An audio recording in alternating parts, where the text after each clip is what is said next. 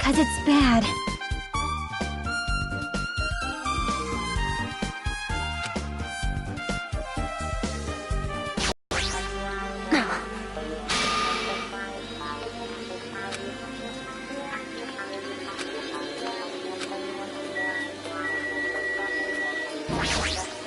Damn it!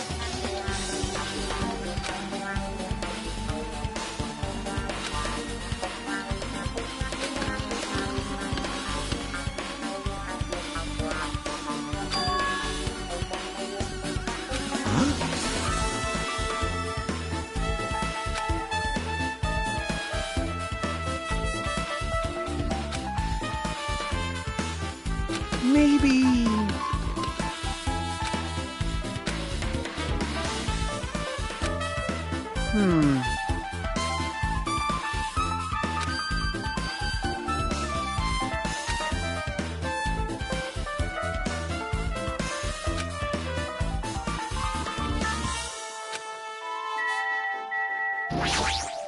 This, too, must be the will of causality.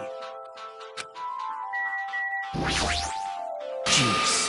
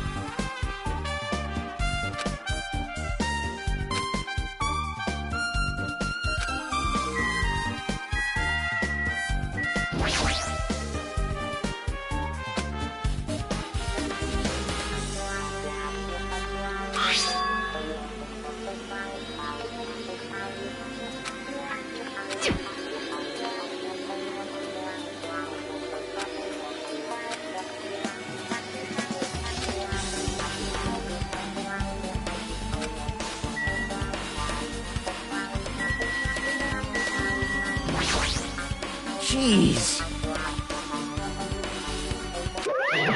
Fine.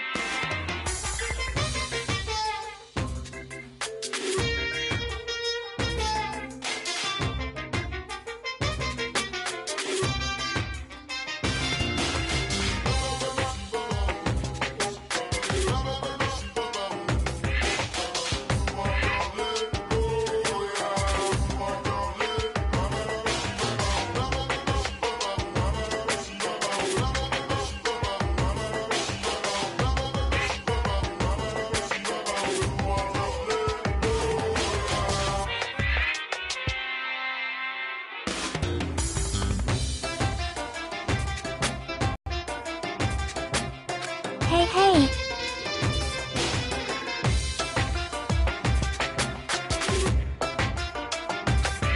Yes! Hey, that's right! You stupid brother! Ronany's such a dumb child. Yoo-hoo! Hey! It's true. Very nice.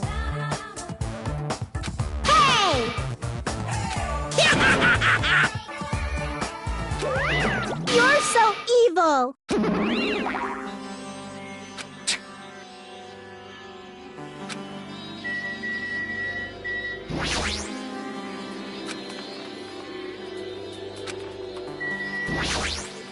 But still...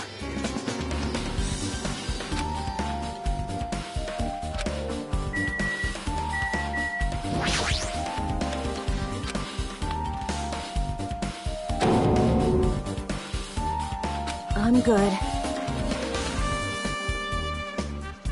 Damn it. I won't forgive you.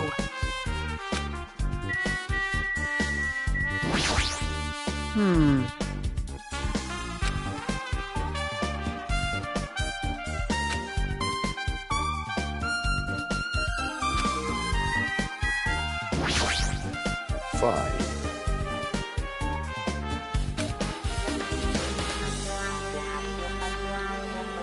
What happened, sinner?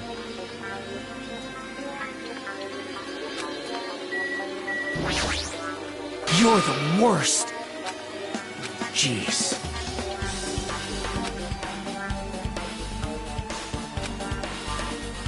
Well...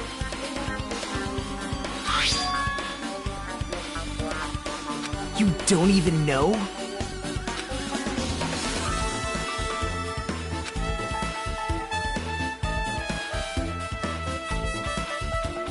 Hey.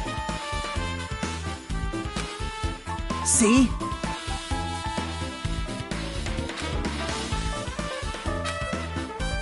Now then.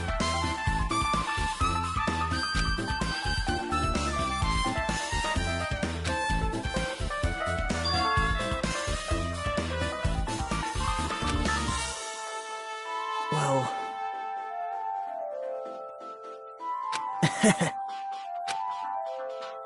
You don't know?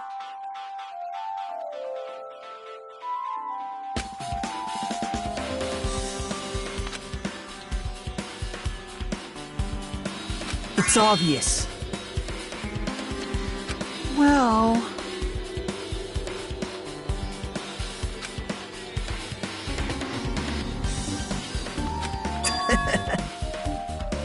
Huh? See?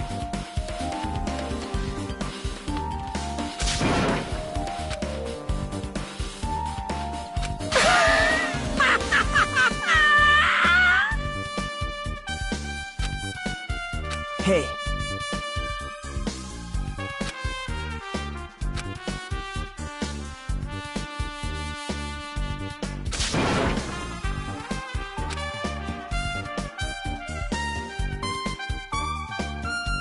Huh?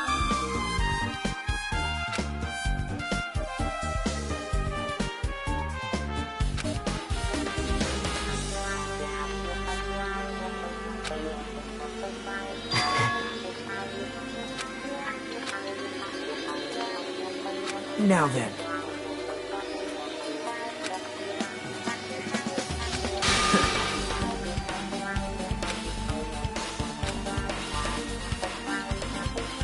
right?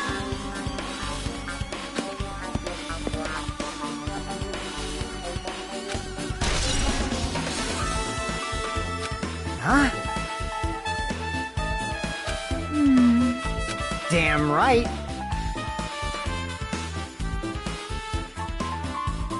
Yep. Hey.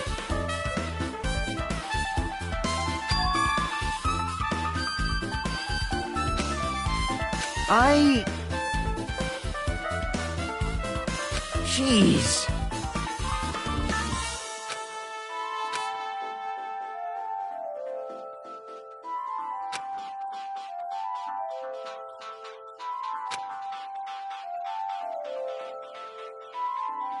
Jeez, you're pathetic.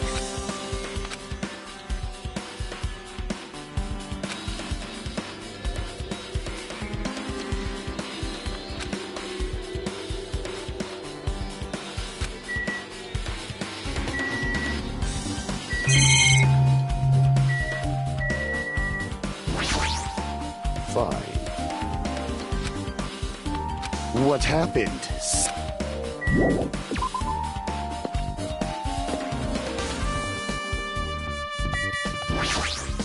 Damn right.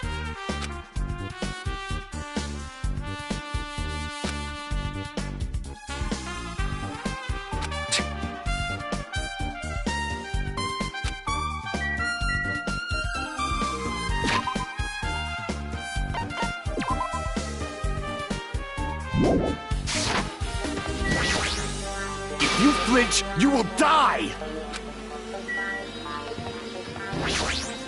Damn it.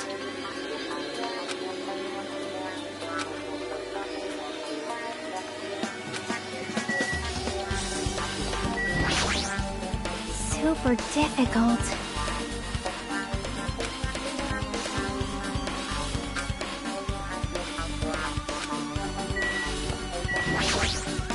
How cool.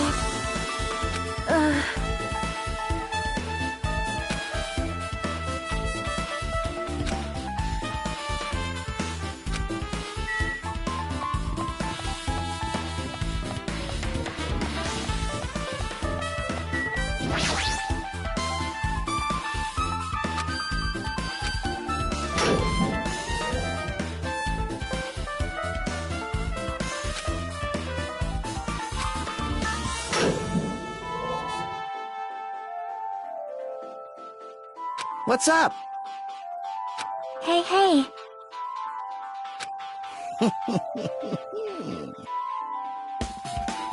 You!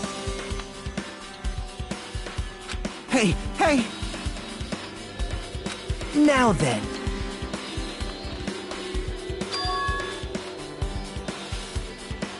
Even so. Hey!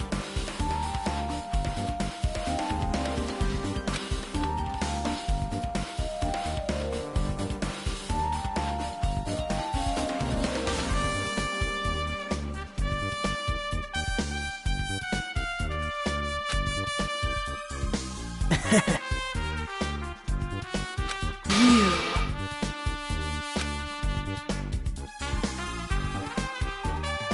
Yep.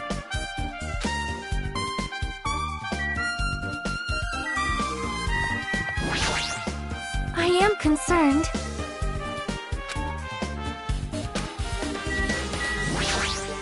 You pissed me off.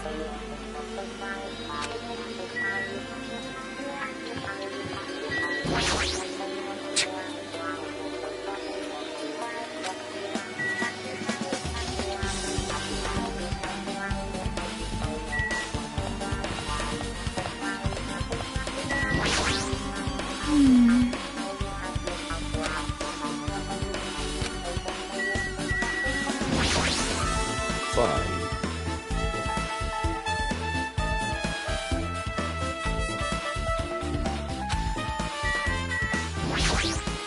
Huh?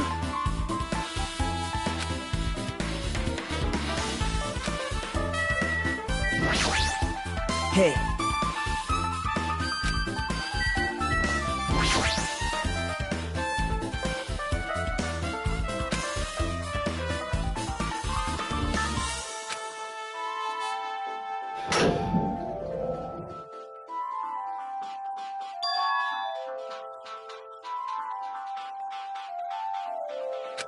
hey!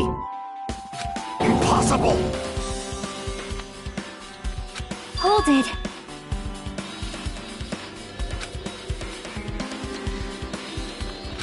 So... Hey, hey!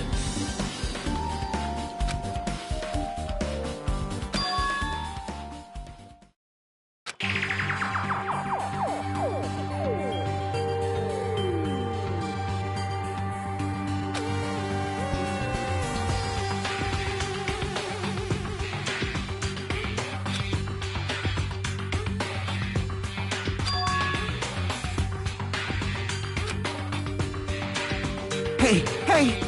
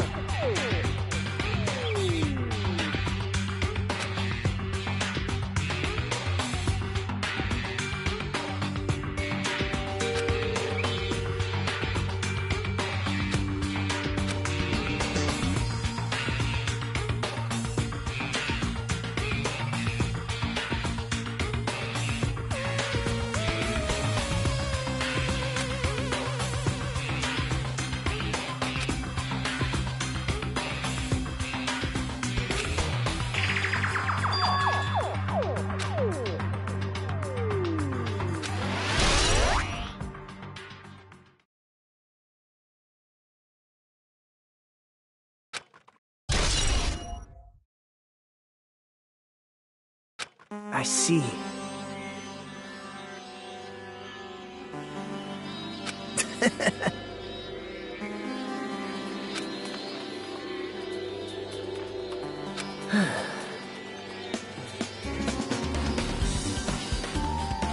See?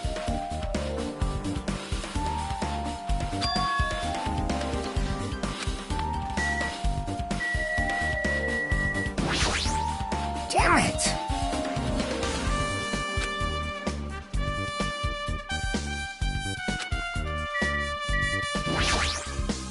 Do you have a minute?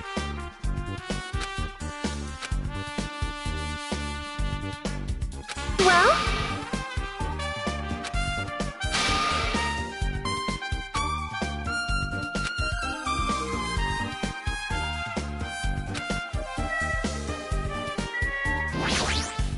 What's that mean?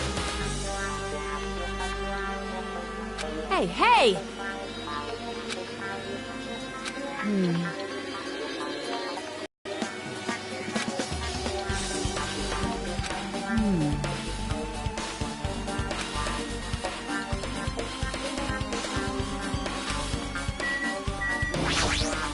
Hey, hey, hey, hey, hey, hey, hey!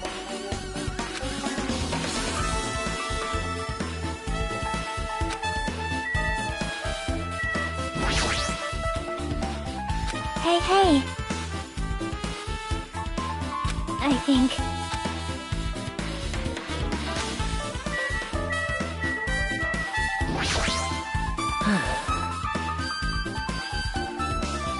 See?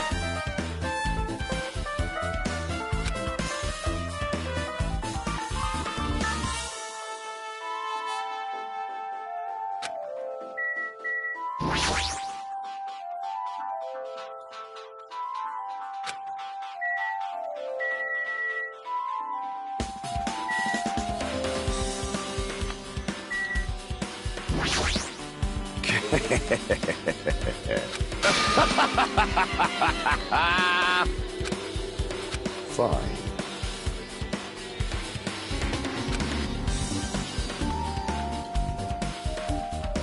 Listen well.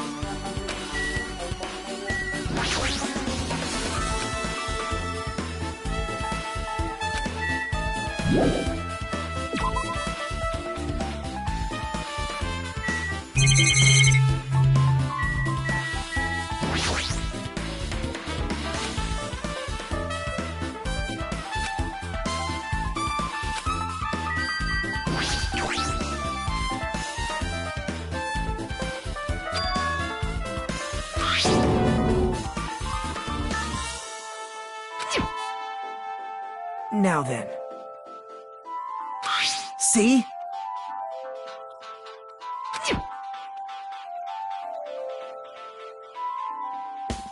Well...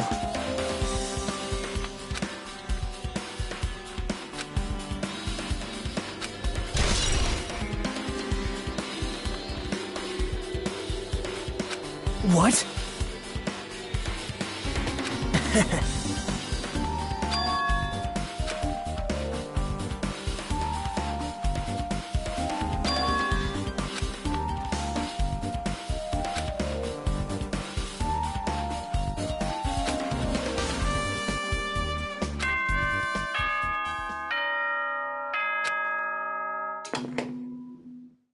It appears that it's time for the class trial. To tell you the truth, I'm tired. Extremely tired. I feel like spending the rest of my life hibernating already. Man, I know it's bad, but I'm so sleepy. I just want to ditch. Though I really don't feel like it, I'll show you my serious side when you come to the class trial. Even though it's impossible since it's so annoying, you can count on me to take this seriously.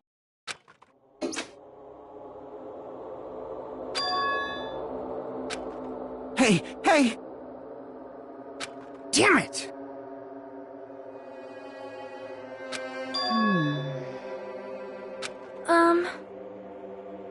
Hey, hey! Hey, hey.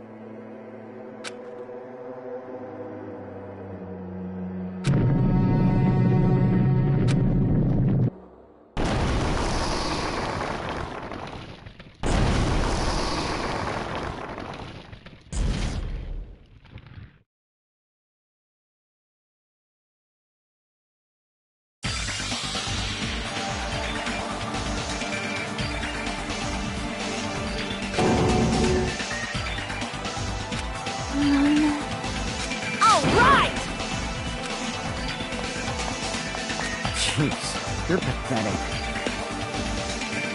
It appears you cannot escape. It's nearly showtime!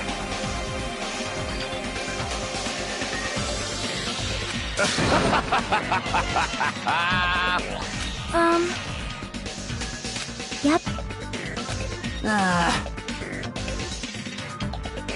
Damn it!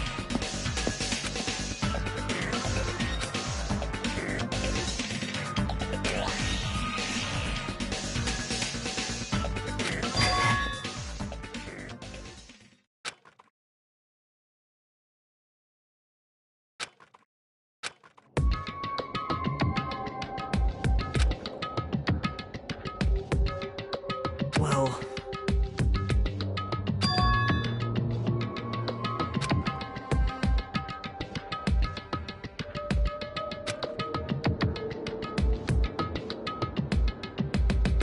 Man.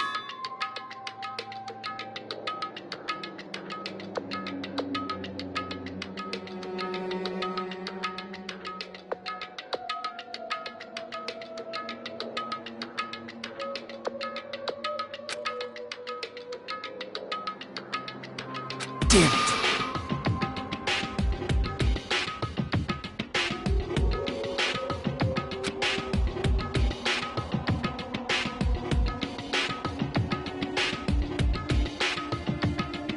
What?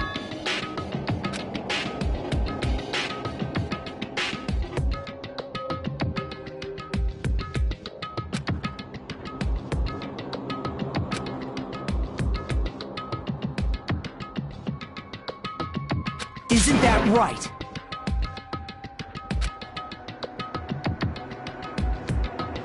Well... Hey.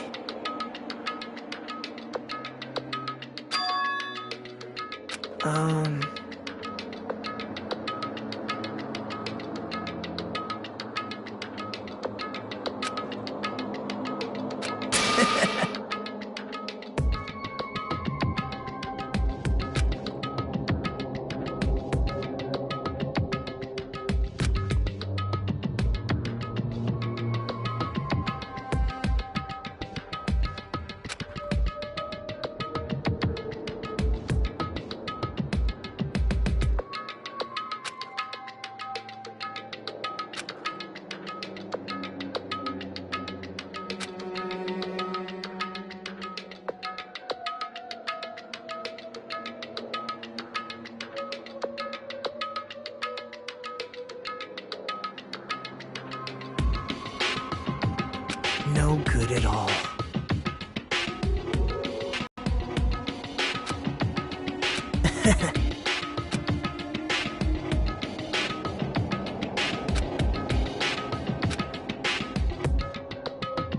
Right?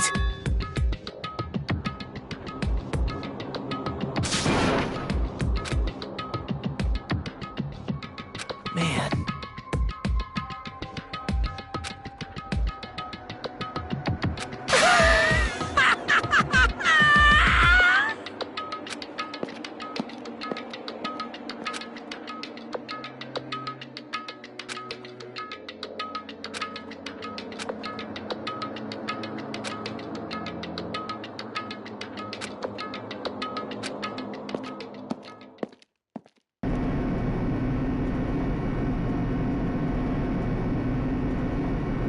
Hey.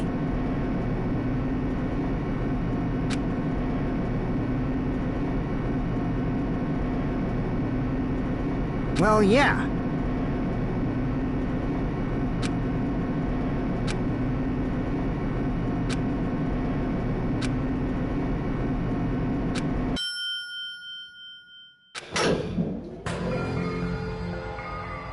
Well now.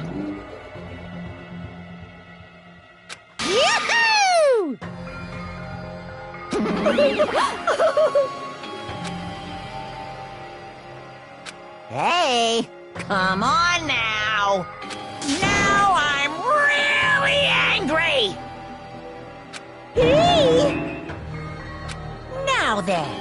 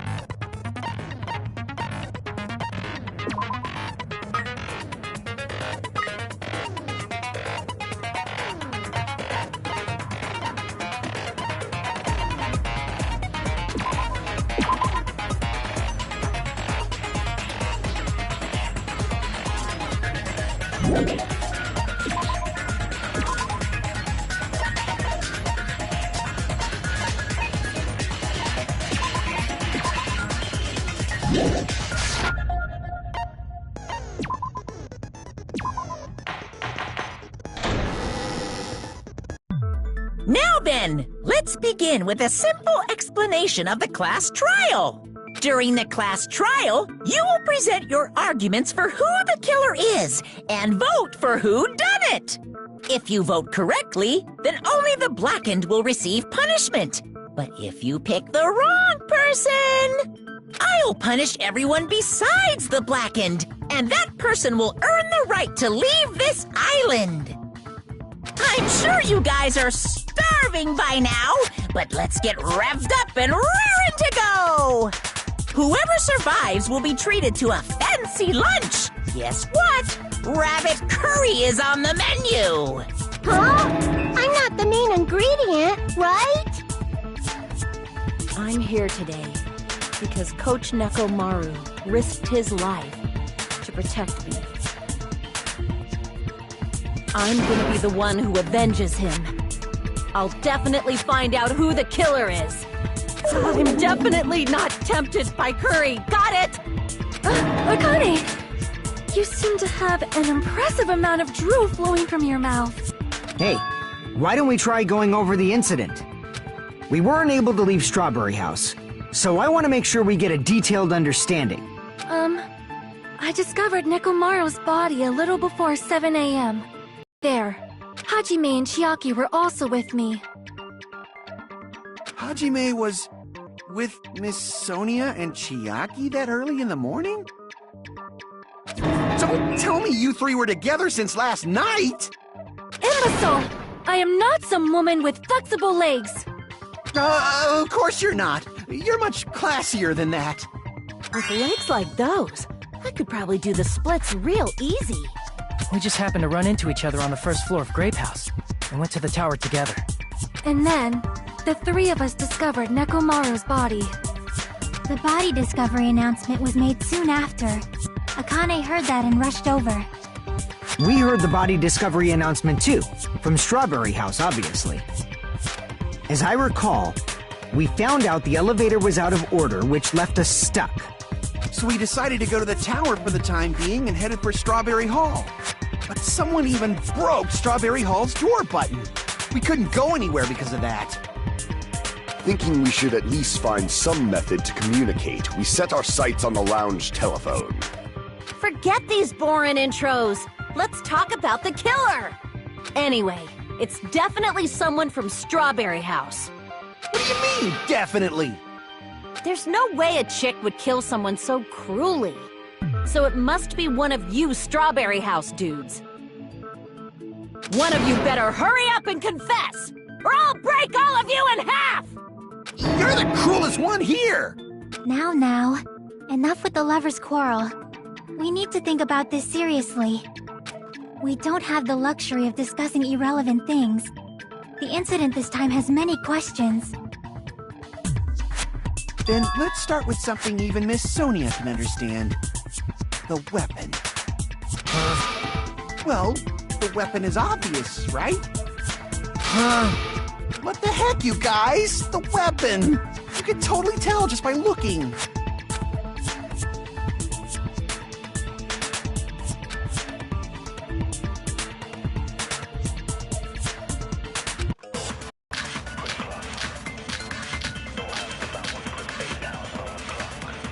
I guess we should figure out the weapon first.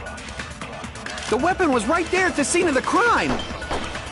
That pillar, huh? No, the hammer! The killer used that hammer and beat the crap out of him! If it was unexpected, I suppose that is possible.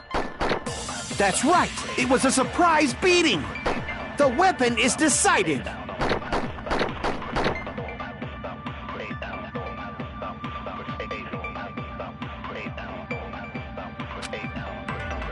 I guess we should figure out the weapon first. The weapon was right there at the scene of the crime! That pillar, huh? No, the hammer!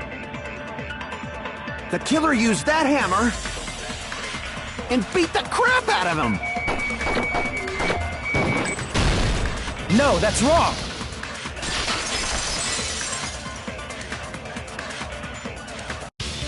No, I can't accept that that hammer was the murder weapon. Why not? Why can't you accept it? A lot of oil was flowing from Nekomaru's body, just like human blood, right? If the hammer was used to beat Nekomaru, you'd expect some oil to be on it at least. But that hammer was clean. So that's why you can't accept that it's the murder weapon. Yeah, but the killer might have wiped off the oil later. Why?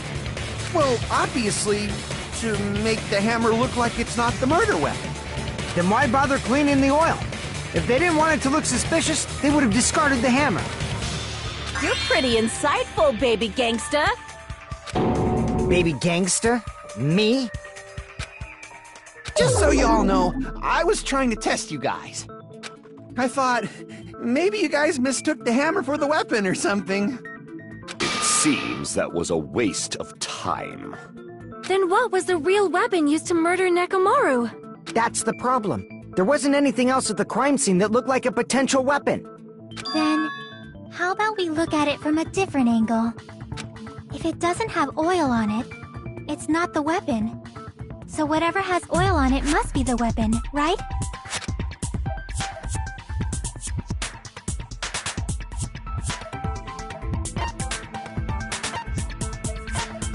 I see! The only thing with oil on it is that broken pillar. Then that pillar is the weapon! Coach Nekomaru got clobbered with that pillar! Nobody could withstand a blow from that pillar. Even if you used 100% of your muscle strength, it would be impossible to wield it as a weapon. Why? We tried to move it, right?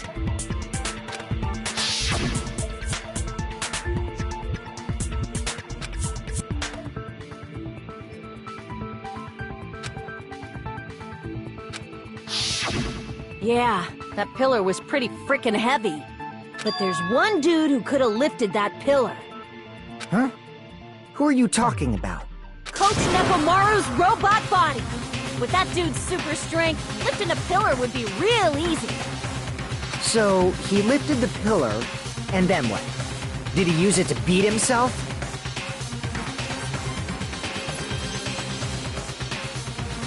You mean Nekomaru killed himself? Don't be stupid! He ain't the type to commit suicide! Then even if Nekomaru could have lifted that pillar, it has nothing to do with the case at all. Well, I guess you're right. What the heck?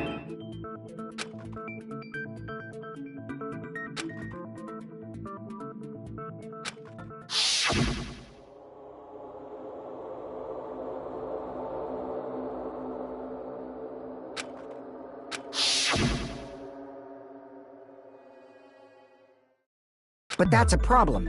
If it's not the pillar, then there's no other weapon we can think of. There may be a way to use the pillar as a weapon without lifting it. Huh? For reals? Yes, for reals. I see. So my gut was right after all. Alright, it's up to you, Sonia. Prove that pillar was the murder weapon. Understood. Then I shall give it my all. Sonia, here I go!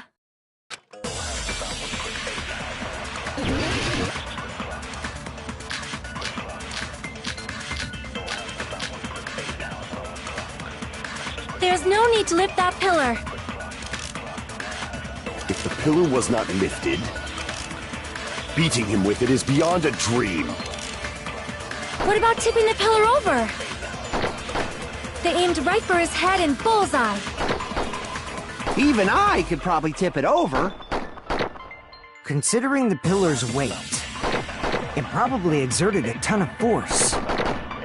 Sonia, you go, girl!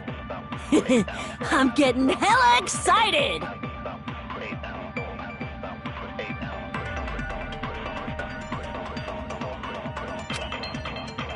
There's no need to lift that pillar. If the pillar was not lifted, beating him with it is beyond a dream. What about tipping the pillar over? No, that's wrong!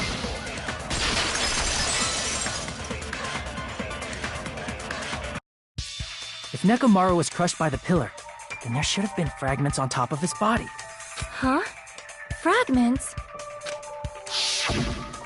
The pillar fragments were scattered beneath Nekomaru's body, but there weren't any on top of his body. If the pillar had been tipped over and crushed him, the fragments should have been on top of his body instead. I briefly considered that too, but it's probably not what happened. I see. That was entirely my bad. If they didn't tip it over, then how did the killer murder Nekomaru with that pillar? How much longer are you gonna focus on the pillar? Just let it go already! There's no way I can let it go. I'm positive that Nekomaru was killed by that pillar. Why are you so certain about that? I just have a feeling. A feeling, huh? That's just your instincts. But we can't say for sure that that instinct is wrong, can we?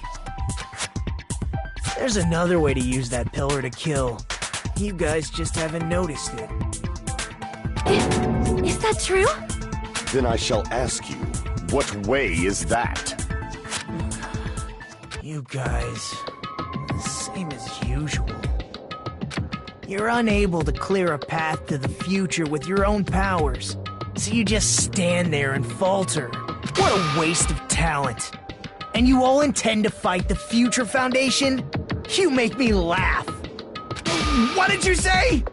Regardless, it's not like I want to die with the rest of you. So I guess I should lend a hand. Hey, Nagito, what the hell happened to you? How come you're not talking like a lunatic anymore? I've learned a valuable lesson. Ignorance is by far the greatest shame. Huh? What do you mean? Who cares? Just tell us how the pillar was used to kill! Well, first of all, the pillar itself is not enough. But when combined with a specific item, there's a way it could be possible. A specific item? Of course, the ultimate weapon. Ultimate weapon? Isn't that the thing you get when you clear the final dead room? So, Nagito knows what the ultimate weapon is? Of course I know, but I'm pretty sure everyone else has seen it, you know? We've seen it? That's right. You've seen it clearly. Because I, the one who has claimed dominion over evil, am the ultimate weapon. I am he who cuts the insolent catalyst which flows out from the chaos with the sword of victory. It's only fitting that I deserve to be called the ultimate weapon. No, you are far greater than the ultimate weapon, since you wield your 4 dark devas of destruction. I see. I don't know why, but I'm not liking this. Cut the bullshit and say it clearly. What is the ultimate weapon? In order to clarify that, we first need to solve the secret of the funhouse. Huh? The secret of the funhouse? You still don't realize it? Jeez, get it together. You're supposed to be the symbols of hope, aren't you? Ah, I forgot. Except for Hajime, of course. Except for Hajime? If we make it out of this, I'll explain it to you guys. Anyway, we must first clarify the secret of the funhouse, right? Then I think it must have something to do with the structure of the funhouse. Strawberry House leads to Strawberry Tower, and Grape House leads to Grape Tower. But in actuality, they are both the same building, and both houses are linked to the central tower. It is undeniable that such a sweet building structure is the secret of the funhouse. Man, not only does that make perfect sense, but Miss Sonia's beautiful voice is just so soothing. Faux show! I shall leave this matter to your discretion.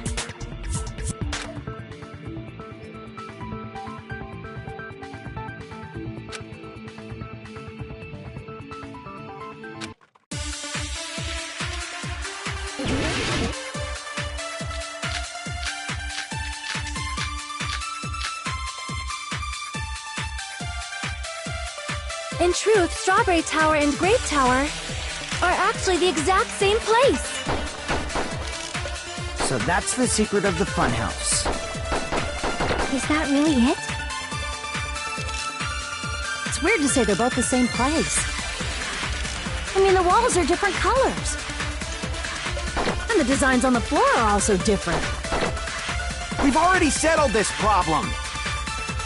Give it 10 years before you argue with Miss Sonia.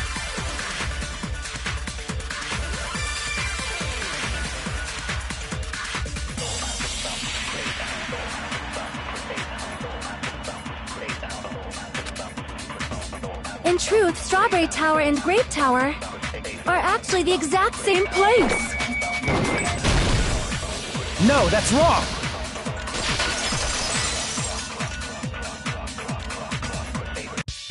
Both of those towers, are they really the same place?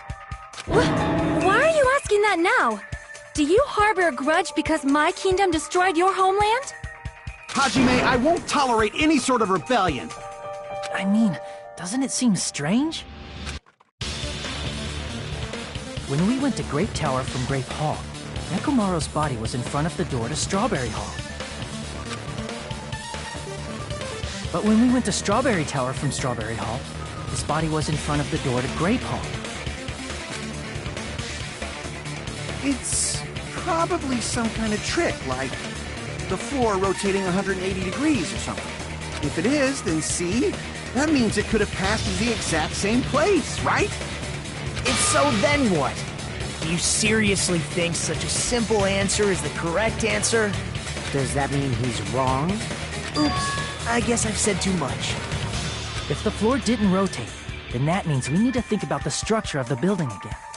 Bow down!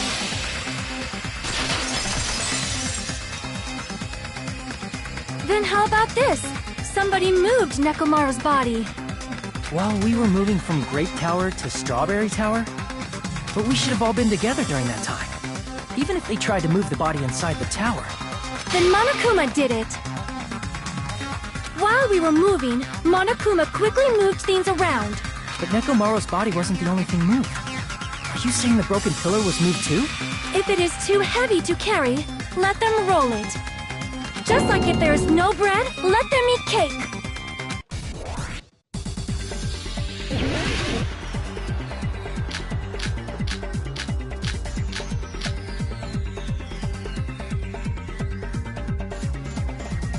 There are many different ways.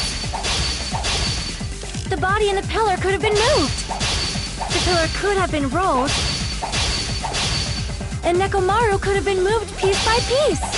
I decree it was Monokuma's doing. Moving the body and the pillar in such a short time. That might be hard even for Monokuma, don't you think? It seems you have forgotten. Monokuma is surprisingly strong, wielding the power of the futuristic robot, the pillar, the body, everything at the crime scene. Allow me to cut through those words! Moving the body and pillar is possible, but it would have been impossible to move the oil on the floor. Huh? When the position of Nekomaru's body and the pillar changed, the oil surrounding his body moved too. Physically moving all of the oil like that is simply not possible, no matter how you look at it. Then it's impossible to think it was moved. I am terribly sorry. I cannot believe I got so fired up. It's all right. A fired-up Miss Sonia is awesome to watch. So what really happened? Does that mean the two towers aren't the same building? We can't be certain of that either. Not when the experiment involving the handbook I left on the tower floor was a complete success. Yeah, the e-handbook was still there. That's why we thought the two towers were the same building. If they're not the same building, or two different buildings, then what are they?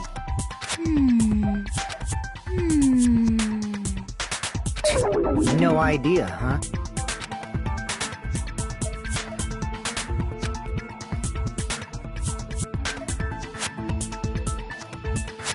So, I thought it would come to this. I knew my turn was coming up. Fine. I'll tell you guys a big hint that can help you solve the secret of the funhouse. Give us the answer, not a friggin' hint! But then it wouldn't mean anything. I need you guys to do this class trial properly. It's also important for me because it will help me determine something.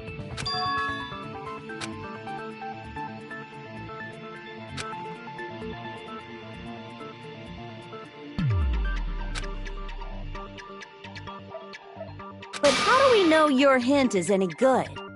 It's suspicious that you're the only one who knows it. I have a good reason for that. The reason I'm the only one who knows it is because I was the only one who performed the appropriate action.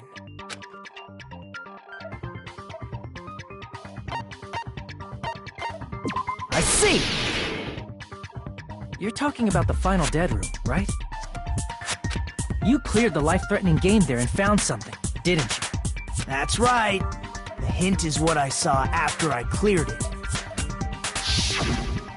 In the depths of the final dead room, there was a hidden room surrounded by concrete. And there, a small conspicuous window waited, all by itself. From that window, I saw some very strange scenery. Strange scenery? Instead of explaining it, it might be faster just to show you. At an opportune time, I found a perfect camera in the final dead room. You took a picture? Yep.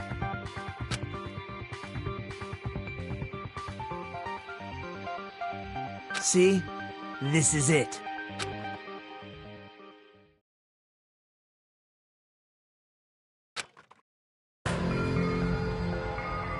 Let me explain it to you again. I took this picture on the first floor of Strawberry House, from the secret room within the final dead room. But don't you think it's weird? If the funhouse's structure is what you guys have been thinking, then there's lots of things that don't make sense in this picture, right?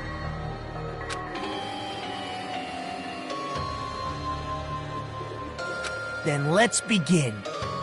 Shall I call it thinking time?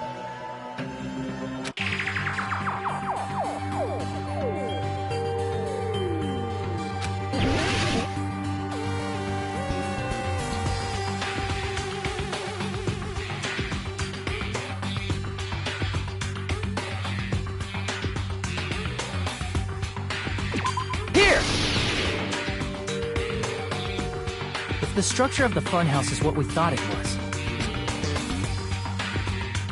Grape House and Strawberry House should link to the tower in the middle, which means if you're viewing the tower from Strawberry House, you should see Grape House behind it.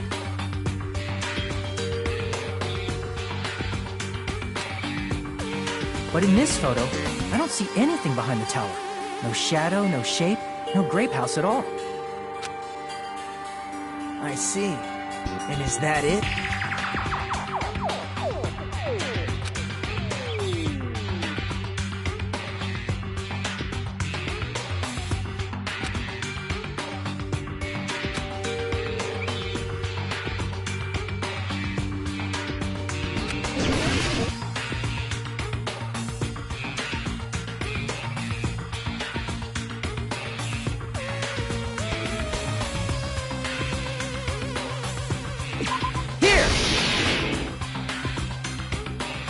You said this photo was taken from the hidden room inside the final dead room, right? If that's the case, then that means it should have been taken from the first floor of Strawberry House. Yeah, it should have been. Then this is definitely strange. This photo doesn't look like it was taken from the first floor. The angles suggest it was taken from higher up. That's right. Good call. In summary, this is the truth contained in this photo. The first floor of Strawberry House is located in a high area, and Grape House is not behind the tower. It's not? Are you saying that Grape House is merely an illusion spell cast by Monokuma's cursed eye? From this point on, do your own thinking. Now that you've finally met the same requirements as me, if you guys are truly symbols of hope, you can easily solve a simple mystery like this. It might be possible for Hajime to solve it too, even though he's just a normal high school student. Despite the fact that you don't have a real talent, you already know about the other clue.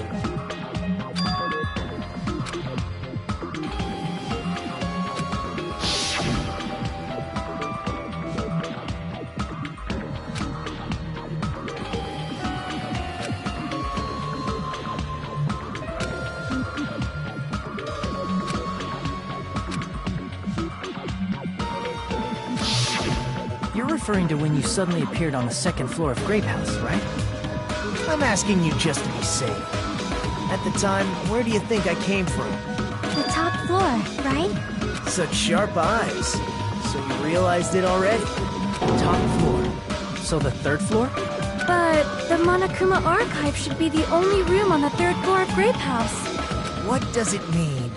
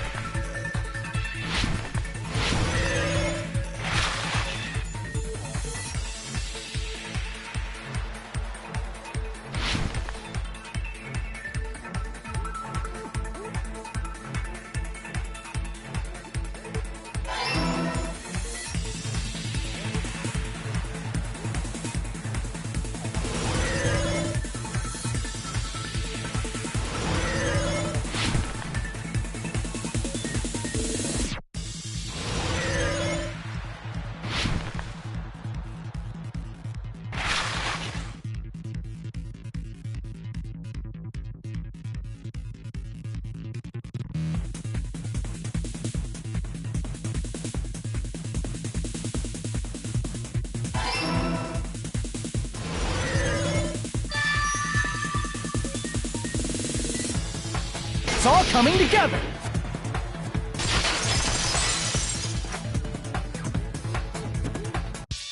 Got it. I know the secret of the funhouse. Then let me hear it. What kind of answer will you give, I wonder? In the picture Nagito took from Strawberry House, I didn't see Grape House at all. So where did Grape House go? There was only one possibility. It was in a position where it couldn't be seen from Strawberry House. Which means Strawberry House and Grape House are in the same building, but on different floors. Same building, different floors? Then the two houses aren't two different three-story buildings. They're actually one six-story building? If you think about it like that, based on Nagito's picture, it's clear where Strawberry House is located.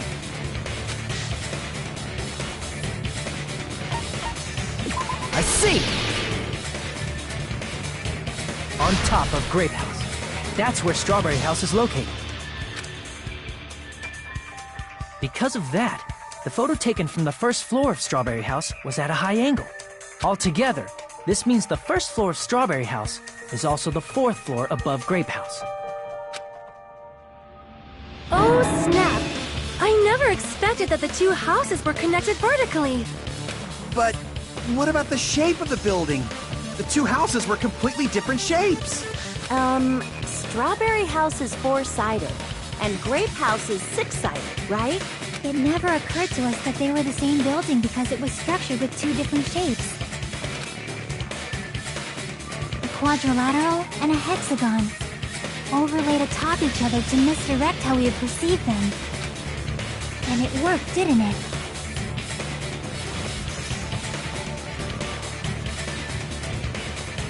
Disregarding the tower, we fully believe the two houses were two separate, distinct buildings. In order to conceal the unique design of the funhouse, Monokuma put us to sleep so we couldn't look at the outside of the building when he brought us to it. You've just been Kuma'd! Don't you think a building full of so many surprises totally deserves to be called a fun house? Then, it's true? The building was really like that? That's right! Those two houses exist on different floors in the same building! Constructing a building like that on your own without my knowledge? How horrible! Then what about the towers? Are they arranged vertically just like the houses? Yeah, Strawberry Tower and Grape Tower should have also been different floors inside the same building. Just like Strawberry House was on top of Grape House. Strawberry Tower was also on top of Grape Tower. However, if they're different floors within the same building, why was Nekomaru's body in both places? Aw, your precious hammies don't know? But it's so simple. Alrighty then. I'll be the one who solves this mystery in a flash. Please watch me, Miss Sonia. Oh, I see. Do whatever you like. I'll definitely make her watch me. I'm gonna stand out till she notices me.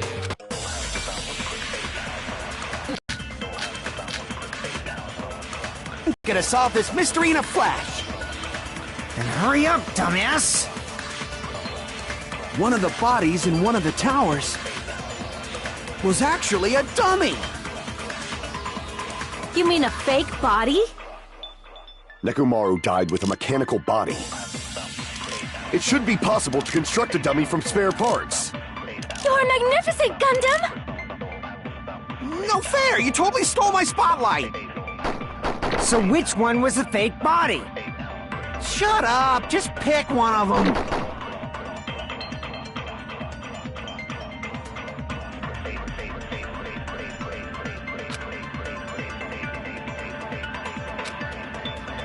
I'm gonna solve this mystery in a flash! Then hurry up, dumbass! One of the bodies in one of the towers was actually a dummy! No, that's wrong!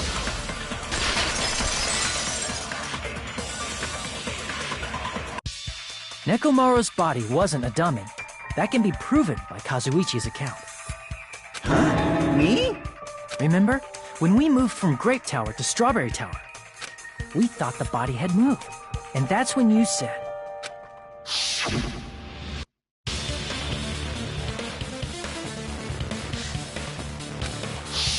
Right up until that moment, you were disassembling Nekomaru's body at Grape Tower, right?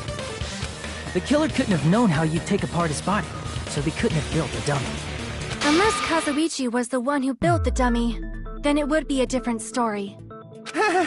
Miss Sonia, that's a pretty harsh joke. You are joking, right? It's alright. Kazuichi is not the killer.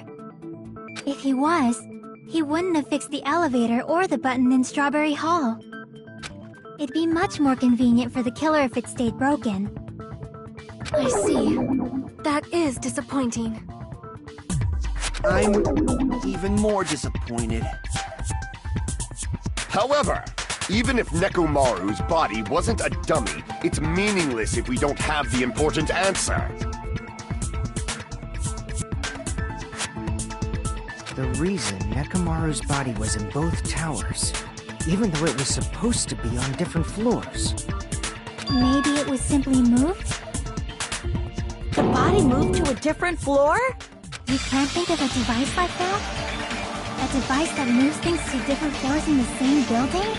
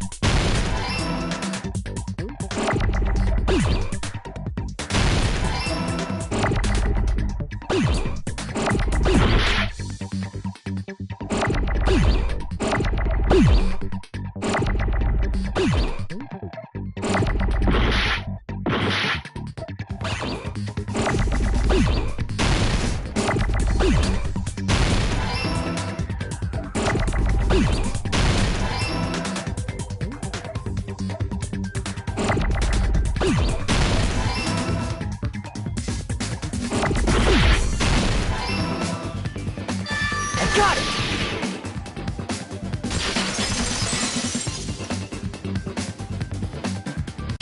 You must be talking about an elevator. What? Are you saying Nekomaru's body was transported using an elevator? Where the hell is this elevator anyway? It's the tower itself. The inside of the tower is one big elevator. Which means the tower was designed so that the whole room goes up and down like an elevator. So whether you enter from Strawberry Hall or Grape Hall, it all leads to the same room, right?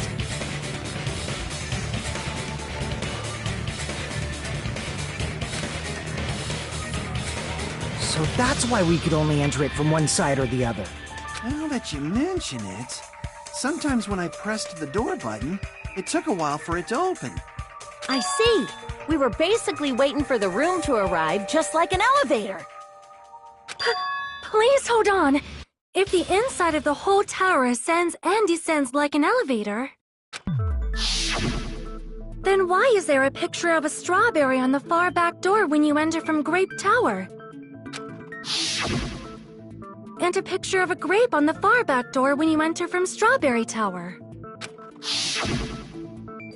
If the room just moves up and down like an elevator, there's no reason for the doors to change. Plus, after the incident, the far back door in Grape Tower had chains wrapped around it, right?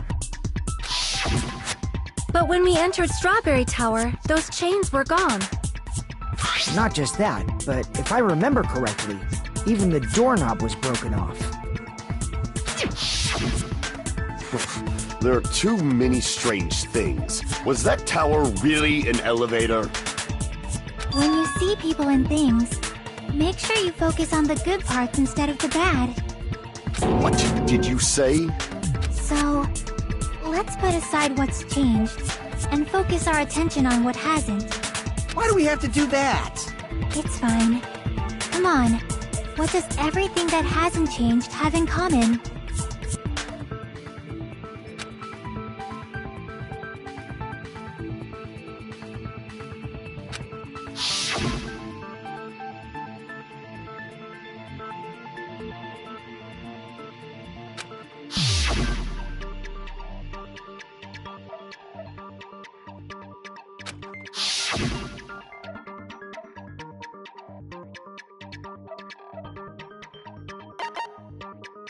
I see!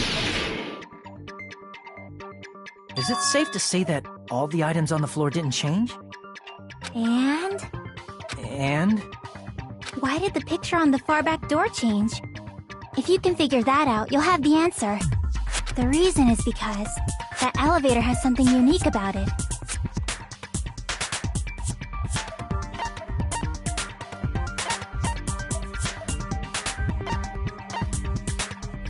I see!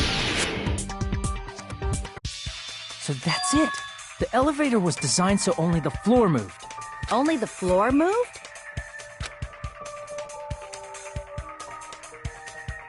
Which means the whole room wasn't an elevator, only the floor was.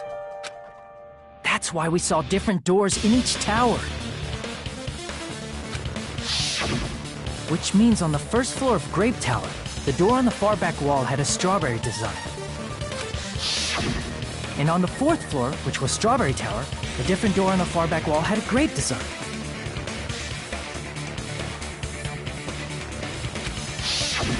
Then, where do the different floors lead? I want to say they lead outside, but they're probably just for show. Just for show? Why was something like that necessary? So we'd falsely believe that the doors were connected to where their picture signified. It was actually very effective. Because of that, we totally misunderstood the building's structure. I don't get it. But I guess it means whoever designed this building had a totally twisted personality. Did you hear that, mon ami? Don't blame this on me. Take responsibility for yourself. Then I'll take responsibility and gently caress you. Like, there's no way that's gonna happen. Stop with the tasteless jokes. By the way, what does the chain on the far back door in Grape Tower mean? It was probably wrapped there by the killer to keep us as far from Strawberry Tower as possible. Why? Because of that chain. You guys thought you couldn't enter there, right?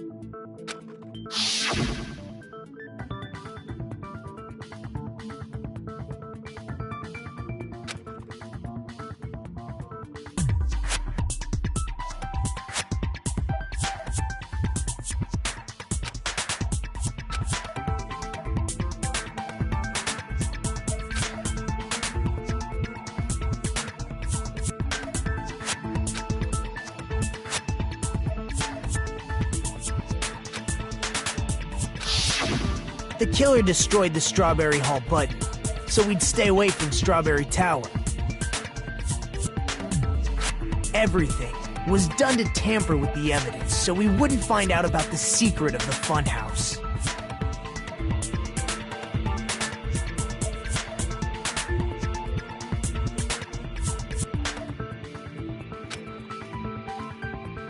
The appearance of a body in the tower would contradict what we thought we knew about the building.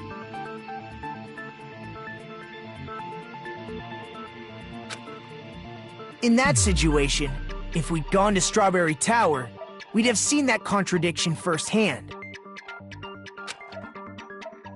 And using that as a clue, we might have discovered the truth. The truth that the two houses and the two towers are actually one complete vertical building. The killer wanted to keep us from learning that. That's why they made us stay away from Strawberry Tower. They destroyed the button and wrapped a chain around the door just for that? Would it really have inconvenienced the killer if we learned the true structure of the building? It would have been a major inconvenience.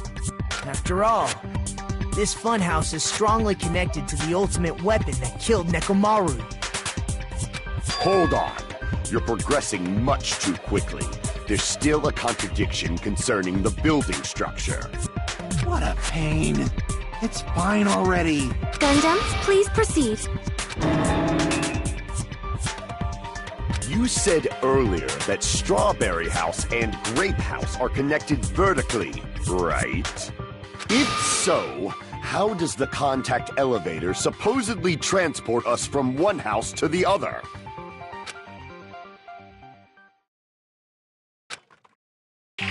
If that elevator moves vertically, Then, when your back is facing the elevator, both towers should be on the same side.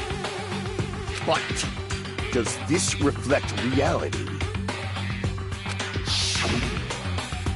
Inside Grape House, Grape Hall is on your right when your back is to the elevator. And inside Strawberry House, Strawberry Hall is on your left when your back is to the elevator. Which means the houses are on exact opposite sides of the tower. Answer me, fiend! What does this mean? What does this mean?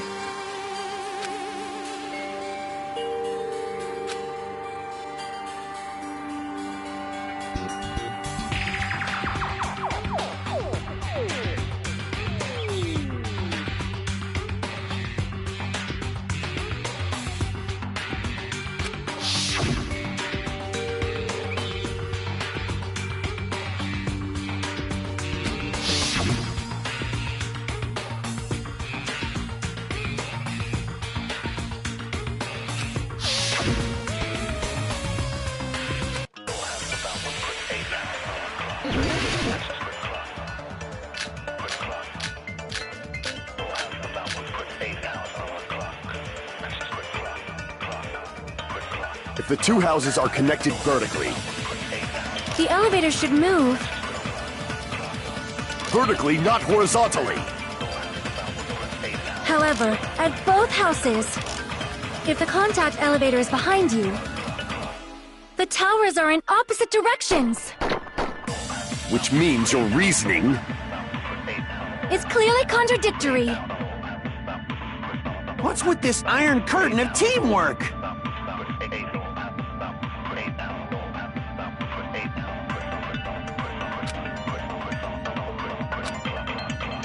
If the two houses are connected vertically, The elevator should move.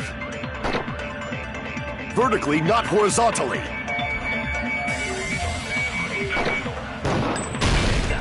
No, that's wrong!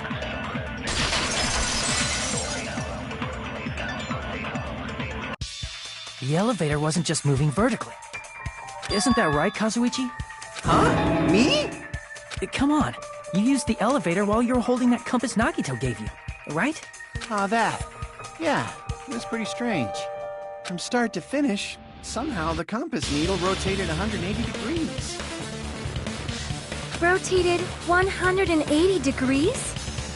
Meaning, as the elevator moved between the two houses, it also rotated 180 degrees.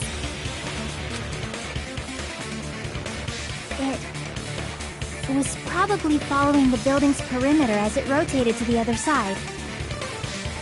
Which means the exit would be on the opposite side once you arrived at the other house, right?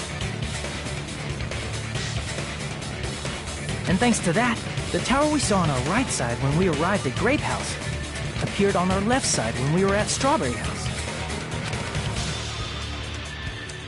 An elevator that rotates while it moves.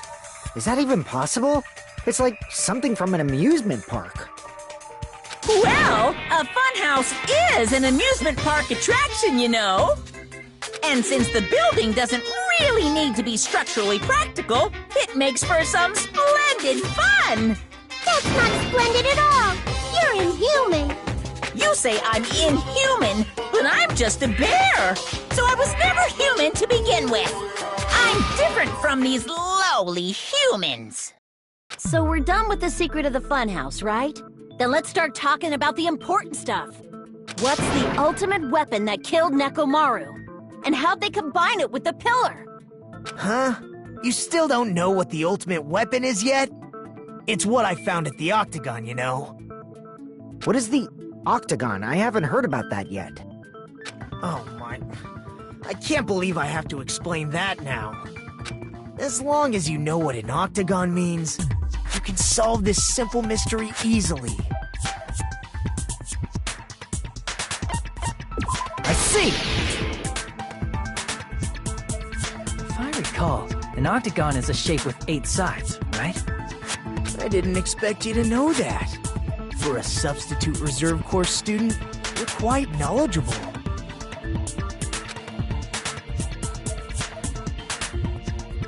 Guess I should continue listening. Where is the place befitting of the name Octagon?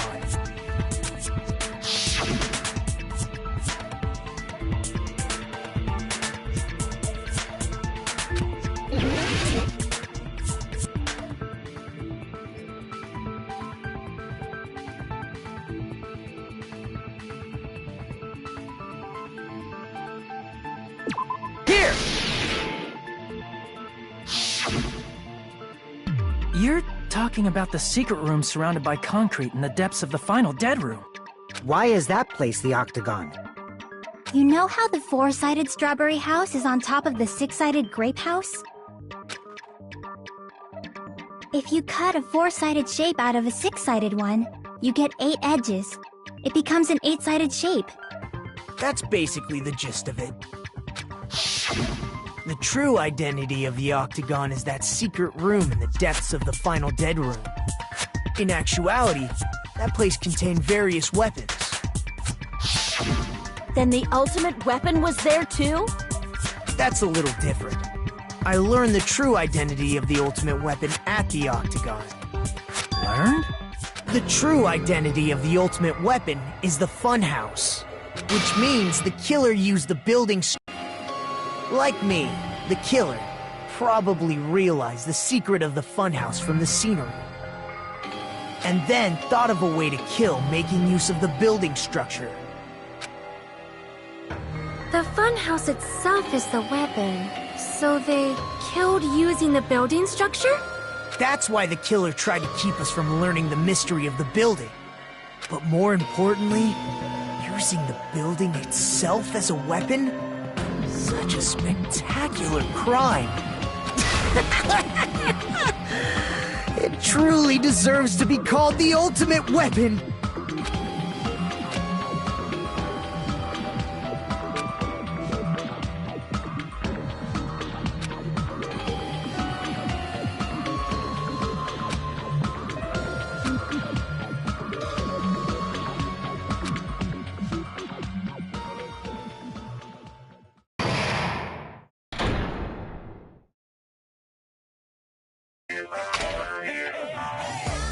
Hiya!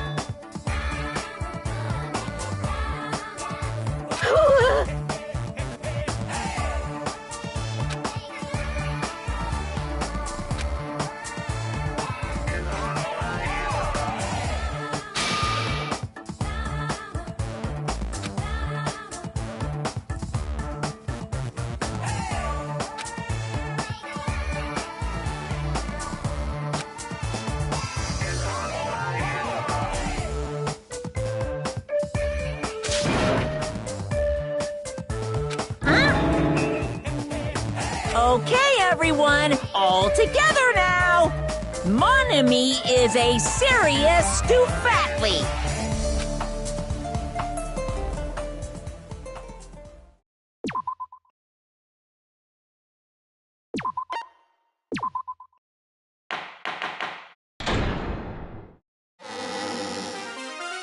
Hello! I hope your day is well. I'm trying to force myself to be more energetic, or else my mental state won't be able to keep up. My heart's thumping like crazy. I might as well have a laid-back, so what attitude and go ahead with high energy. Yeehaw! But be careful that your batteries don't run out for various reasons. And just like I say each time, don't forget to save frequently.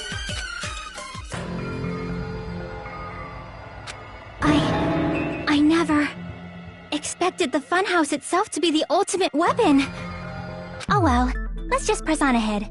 Is it really alright to accept a situation so easily?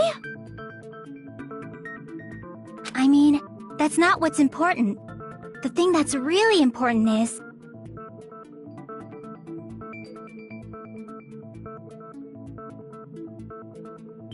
the killer who used the building structure. Like, who's Mekumaru's murderer? But is it really okay to believe the building is the weapon? Nagito said it, you know. There's no way I'd lie at such an important moment. I don't want to die either. What happened to the bastard who kept saying how much they didn't mind dying? He's right. There was a time when I thought I could become a stepping stone for your hopes, but I will sincerely retract that remark. Retract? I'm disappointed too, you know. If this was a murder for the sake of hope, I'd happily sacrifice myself. You say such falsehoods, per usual. There is no such thing as murder for the sake of hope. Murder is simply murder. Forcibly sacrificing others for one's own desires. Even one as diabolical as I would avoid such actions. I see. It's fine. Let's just leave him alone and find out who killed Coach Nekomaru as fast as we can. Just so you know, it's not like I'm getting hungry or anything, you know. Akane! You were drooling waterfalls?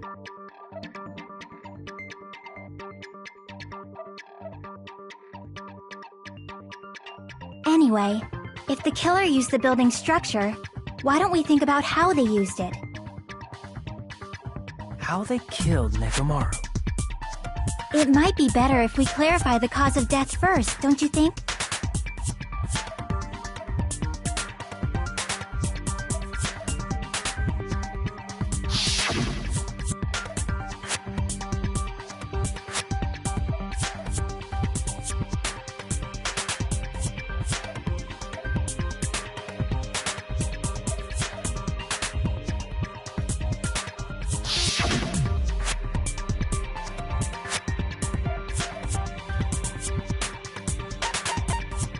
I see!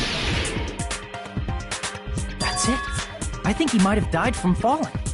Died from falling? If the funhouse's secret is that it's a structure where both towers and houses are vertically connected, then the killer made use of its height and caused Nekomaru to die from falling. Are you saying they pushed him off? Where'd they push him off from? That, I don't know yet. Don't just make things up when you don't know the method. Where in that building would you even be able to push someone off in the first place? It might be possible in the tower. You could push him off the 4th floor when the elevator is on the 1st floor. Did you forget how the elevator functions? When it's on the 1st floor, the door on the 4th floor won't open. Saying he died from falling is truly incorrect. You should burn in the flames of hell. But my gut is going crazy right now.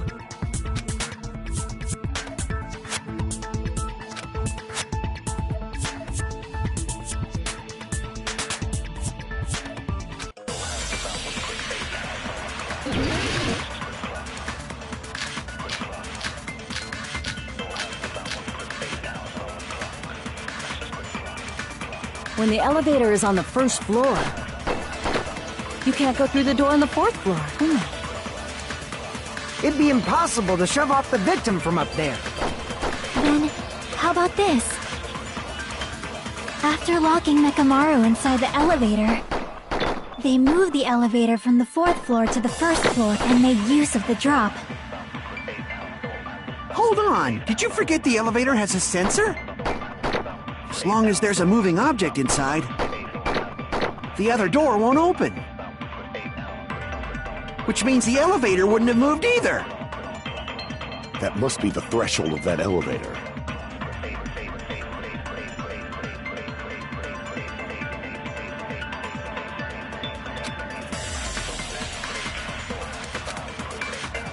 When the elevator is on the 1st floor, you can't go through the door on the 4th floor. It'd be impossible to shove off the... Then, how about this?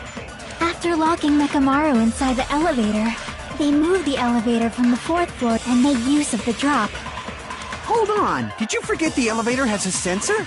As long as there's a moving object inside. No, that's wrong!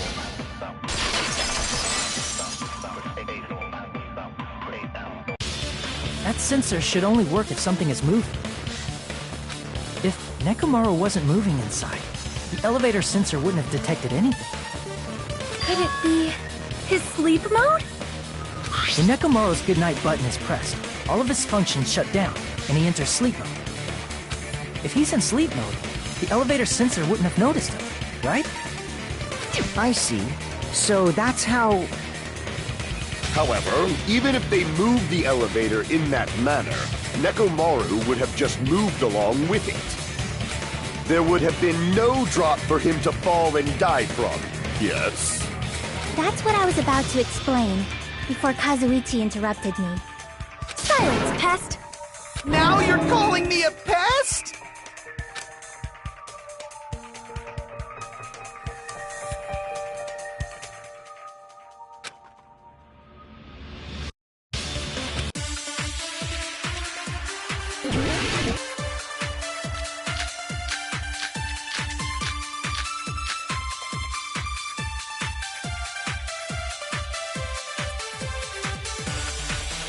If you arrange it a certain way, you can cause the drop within the elevator. So you're telling us all to think about the arrangement, right? That arrangement is... The hammer is suspicious. Isn't it about time we went over the pillar again? What about the oil on the floor? The doorknob on the floor seems suspicious. How about we all shut up and listen to what Chiaki has to say? Silence, pest! Don't be so cold. What if I start to enjoy it?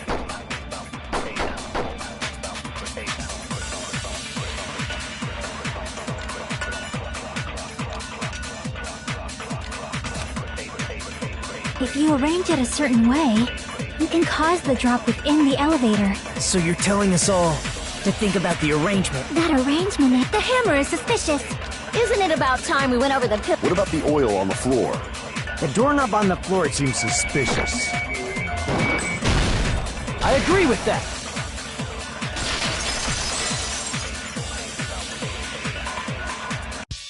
Didn't the doorknob have scrape marks on it? That might have been where it got scraped by the wire. Is that the same wire that was tied around Nekomaru? The tip of that wire was tied into a loop. If the elevator moved while that loop part hung from the doorknob... If they did something like that, he would have been suspended in midair! That's right. He was suspended in midair. Huh? The killer tied up Nekomaru with the wire while he was in sleep mode. Tied the tip of the wire into a knot and hung it on the doorknob to the 4th floor. With that, they moved the elevator from the 4th floor to the 1st floor of Grape Tower. And suspended Nekomaru in midair. That's right! He was so well hung! Kinda like... You better not finish that sentence!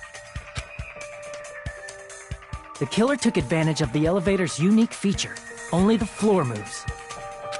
By doing that, they created a drop so Nekomaru could fall to his death. Too easy.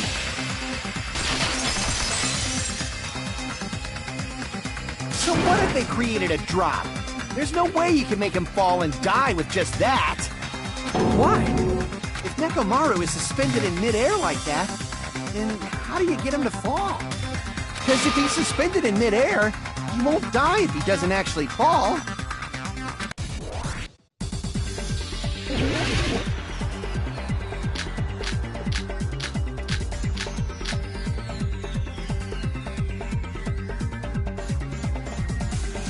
Even if they suspended Nekomaru from a wire, how would they make him fall?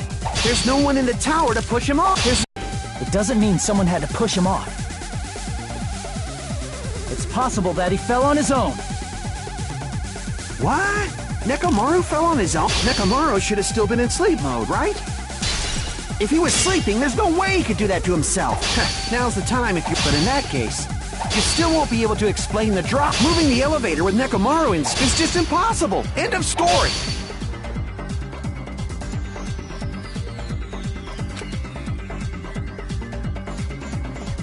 What? Nekomaru should have still been in sleep mode, right? Allow me to cut through those words!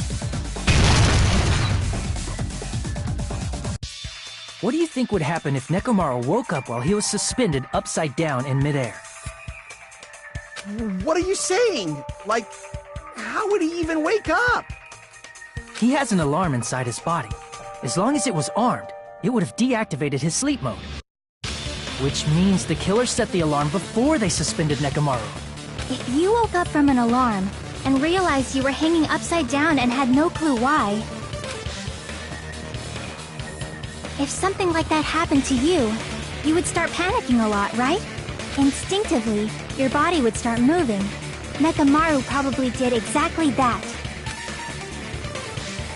And then, in order to make him fall from the force he was generating, the wire was hung on the tip of the doorknob so it would easily slip off. In actuality, the scrape marks caused by the wire were near the tip of the doorknob, right? But Nekomaru didn't fall because the wire came off, right?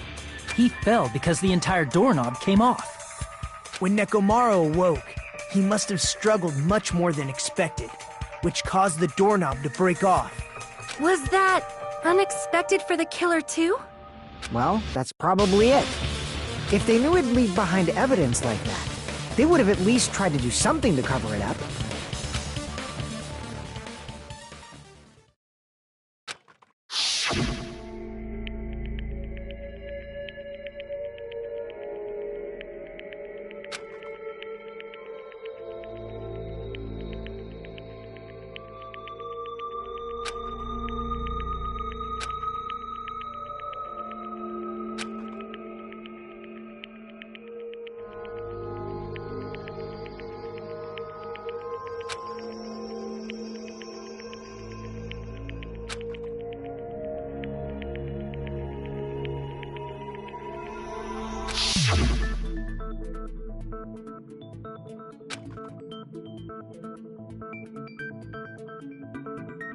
I see. So that's how Nekomaru fell to his death. Do you finally understand now? Yeah. It appears it's just as Miss Sonia said. I'm just a pest. No, I'm not just a pest. I'm a total fucking pig. Isn't that right, Miss Sonia? If I'm a fucking pig, you can say so! No, I believe you gave your all. Hey! Why aren't you teasing me anymore? This guy, he gets off on this! So thanks to that alarm, Nekomaru ended up falling while he was still hanging upside down. That doesn't mean he just crashed straight into the floor. Of course, you know that too, right?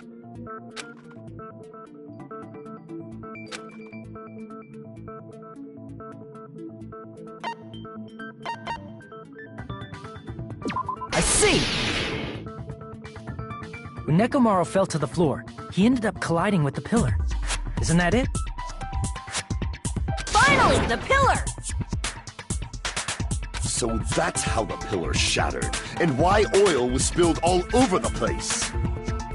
See, I told you the pillar was the weapon. My gut was totally right. Well, the pillar was a bonus.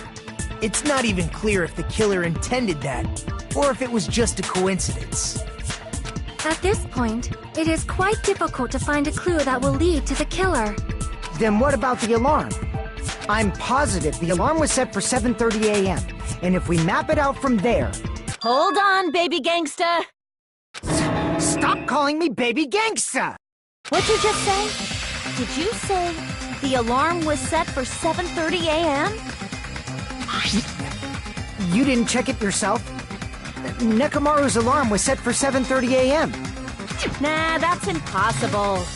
'Cause even though I slept in a little, I still got to the tower at 7 in the morning. Now that you mention it, so did I. There was no way I could be late for Monokuma Tai Chi, so I left for Grape Tower before 7 a.m. And if we found Nekomaru's body there, it would have been before the 7:30 a.m. alarm went off. It appears yet another contradiction has been birthed.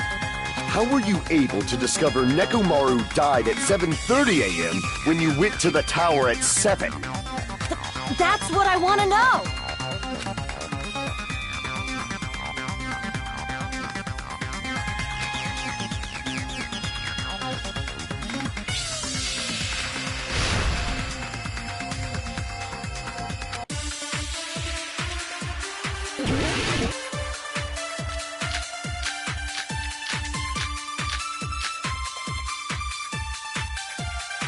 We headed for Grape Tower. Before 7 a.m., I am certain. But the alarm inside Nekomaru's chest was set for 7:30 a.m. Nekomaru died because of that alarm, right? His time of death and the time the body was discovered. One of those must be an illusion. The killer probably did some tampering. They probably messed with the clock inside Nekomaru's chest. That's gotta be it!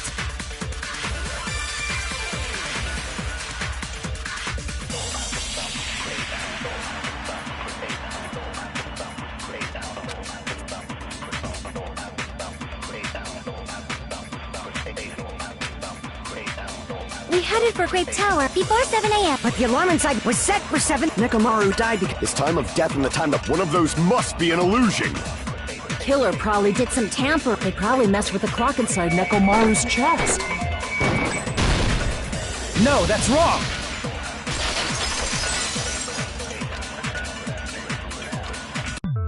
No, the clock inside his chest was a radio clock, so it would have been impossible to mess with. So you're saying there's no way the killer could have tampered with the clock? Maybe the clock Miss Sonia saw was the one that got tampered with. The clock inside Grape House? No, I checked all the clocks inside the funhouse. Oh, that's what I asked you to do. So you really listened to me and checked all the clocks. And because of that, I can confidently declare that all the clocks had the same time displayed. If there's no possibility that the time was tampered with, then we must doubt that human's testimony. Please believe me, we are not lying. Then maybe it's a misunderstanding? I never misunderstand. I'll crush you into dog food.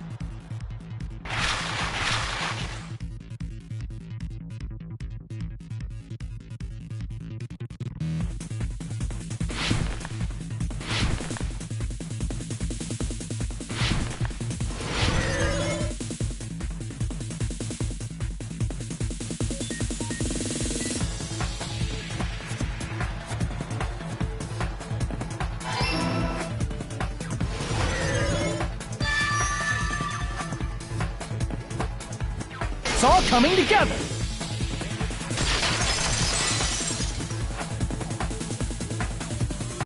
You said you checked all the clocks inside the building. Isn't that right, Fuyuhiko? Yeah, none of the clocks had the wrong time. But what if all those clocks have been messed with? What? All the clocks? So even if you checked all the clocks inside the building, there's no way you'd have noticed it. I see. So the killer messed with the time inside the whole building by changing all the clocks. So that's what it was. There's no way I would have noticed that.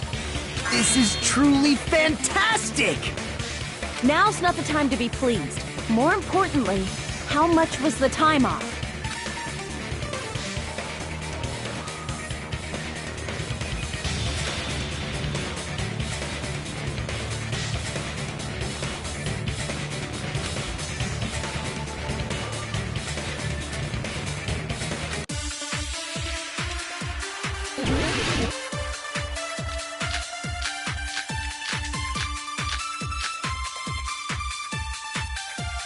If the time in the building was all messed up, then we can only rely on Nekomaru's radio clock. The time of death. The problem is, what time would 7:30 be? In our time. Or the sound when he fell. It would have been a great clue. Or his scream. He's not the type to let out a scream! If only Nekomaru's alarm was loud enough, we would have heard it too. There's no point in saying that. If does not exist in this world.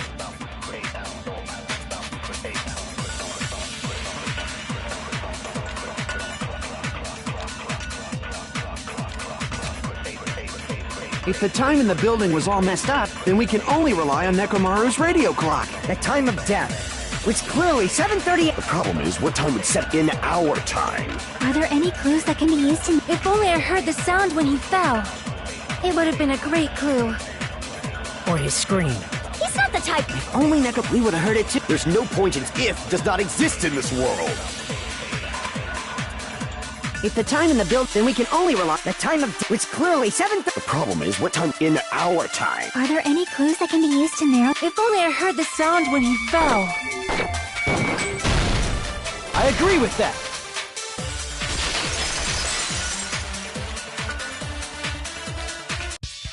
That's right.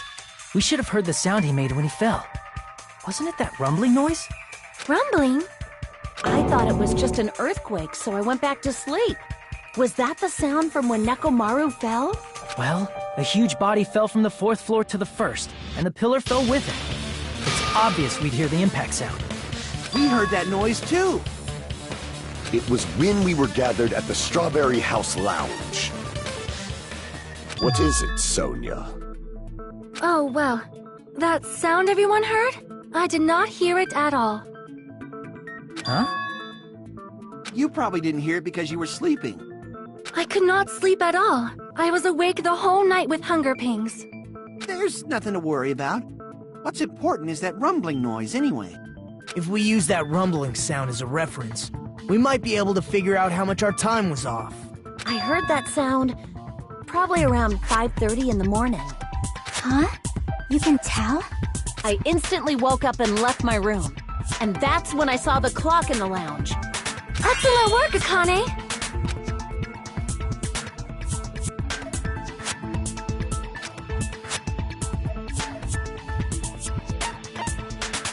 I see! Nekomaru's alarm went off at 7:30, and if we heard the sound of his impact at 5:30, that means our time was off by 2 hours. 2 hours? That much? We were starving pretty badly. There's no way we would have noticed. Plus, the funhouse has no windows. And there weren't any Monokuma announcements either. However, for what reason did the killer alter our perception of time? The reason is obvious. So they can lure out just Nekomaru. If you messed with the clocks and used a specific thing, you definitely get Nekomaru to the tower alone, right? From there, the killer's plan was a splendid success. That's all it means.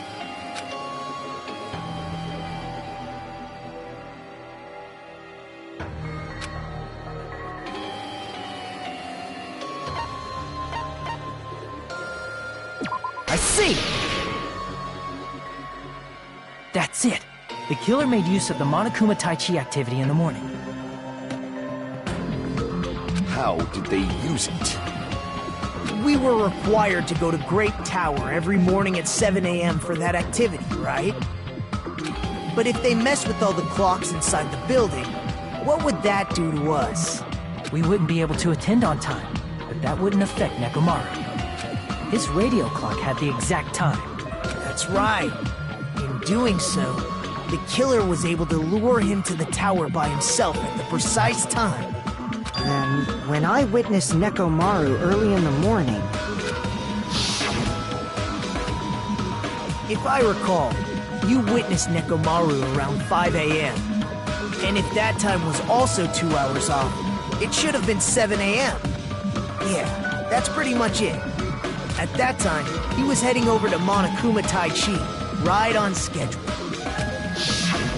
I see. Now that I think about it, I realize what Monokuma meant when he said those words. Too early! He didn't even ask you yet!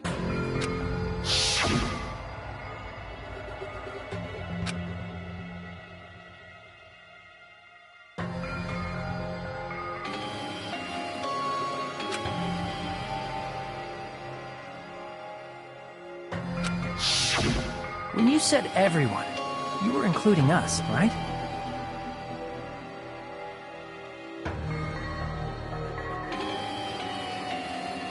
We thought we came to the tower on time, but in truth, it was way past the meeting time. Ah, jeez! That's, well, how should I put it? What was it? You know, tripping over a foot, or something like that. Are you talking about tripping over someone else's fault? Wrong! Too bad! Liar! I'm right! That's not it! It's incorrect! That's definitely the correct answer. You always get so stubborn like this. Let's just ignore the peanut gallery. Now that we've found out how the killer lured Nekomaru, the number of suspects has drastically decreased. Hey, why would that decrease the number of suspects? Don't be a friggin' liar! You'll know I'm not lying when you listen to what Fuyuhiko's going to say next. Huh? What the hell do you mean? You witnessed Nekomaru going toward the tower. Did something else happen after that? Are you talking about that alarm? Alarm? A little while after I witnessed Nekomaru, the clock in the Strawberry House lounge started going off. Plus, it was just before that rumbling sound occurred. That's it. So that's what it is. If Nekomaru died when the rumble happened, then whoever doesn't have an alibi at the time is the prime suspect. Really? Was there anyone who didn't have an alibi at that time? I remember now. The sound was so loud I couldn't help bolting from my room. But there was one guy who never left the lounge. We were both on the same floor.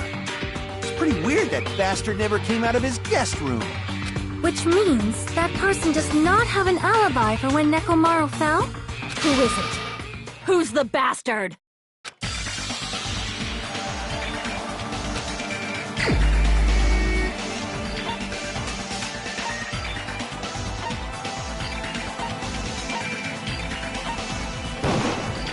You're the only one! The one who wasn't there.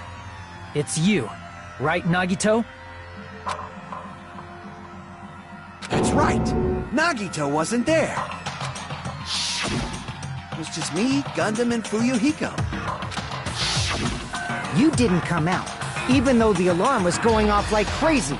You weren't in your room, were you? If that's the case, where were you? Please, say something! If you don't hurry up and answer, I'm gonna suicide dive you! If I may be frank, even if I wanted to go to the lounge, I couldn't. You couldn't? What do you mean? It's merely the foolish talk of the weak.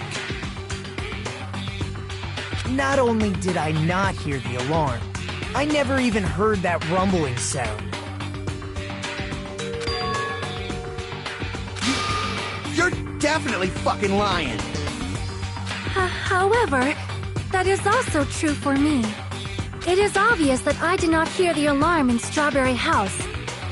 But I did not hear the rumbling sound either. Is that not strange? I mean, everyone else heard it. To be honest, it's not just them. The same goes for me too.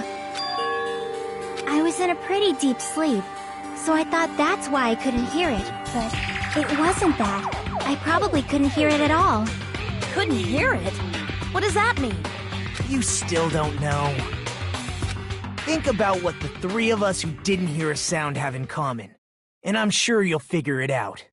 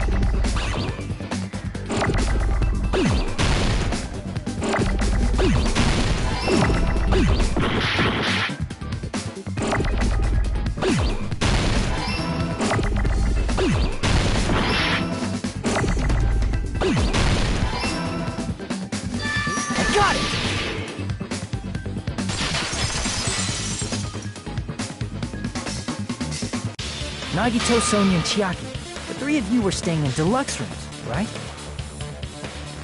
If I recall, the deluxe rooms are...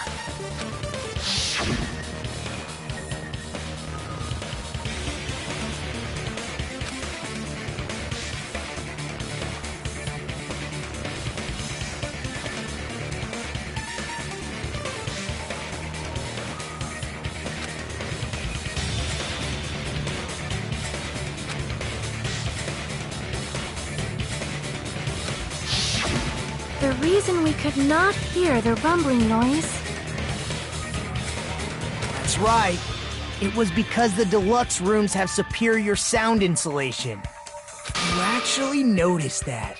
Nice catch, Hajime. Are you using your ultimate reserve corps student talent? Now then, you guys must understand by now, right? The true identity of Nekomaru's killer. Hold on a sec! Why does that lead to who the killer is?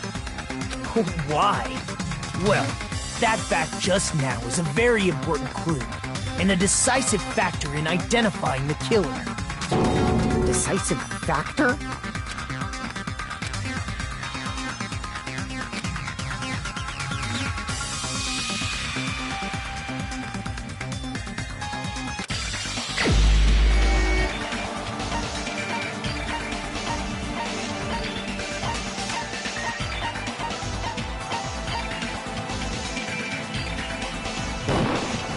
You're the only one! Gundam, there's something I want to ask you. When the alarm rang at the Strawberry House Lounge, you rushed over there too, right? What's wrong with that? If the bell of catastrophe rings throughout the night, it is the universe's providence to stop it. Why were you able to hear it? Hear what? I mean, you were also staying in a deluxe room, right? Nagito was staying in a deluxe room in the same house on the same floor, and he couldn't even hear it.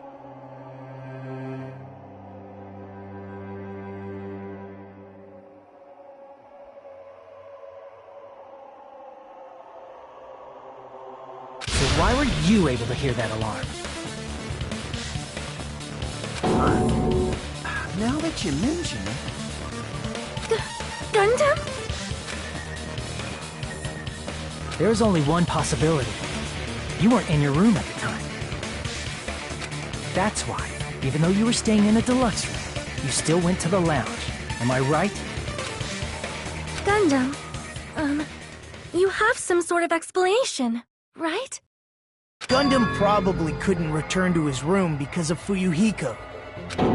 Me? After you saw Nekomaru heading to the tower, you stayed at the lounge for a while. Am I correct? Until the moment that alarm started ringing, right? If you were in the lounge for that long, the killer who had left earlier obviously wouldn't be able to go back. Even though Mekamaru's murder was a death trap that utilized the alarm in his chest, the killer still needed to prepare the murder in advance. Like putting Nekomaru in sleep mode and tying him up with the wire. In order to do that, the killer needed to be waiting for Nekomaru at the tower. Which means when Fuyuhiko witnessed Nekomaru, the killer was already at the tower. And once they tried to go back, they couldn't because Fuyuhiko was at the lounge. In their original plan, the killer should have returned to their room before the alarm in the lounge went off. And they were supposed to stay in their room. They weren't planning to come out and go to the lounge. Which means they wouldn't have heard the alarm or the rumbling sound, thus proving they were in the room. Just like us. The best case scenario would have been if those two in the lounge had gone to check the deluxe rooms. After all, if they personally saw the killer sleeping in their room, it gives the killer a stronger alibi. Unfortunately, they failed to secure that alibi. Because I was in the lounge. So the killer couldn't go back to their room, and ended up hearing the lounge's alarm.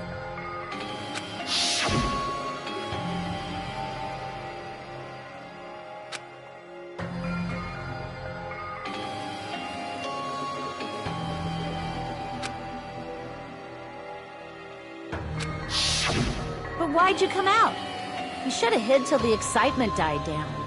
If Gundam tried to hide, and if those two went to his room to check on him, he would have been found out.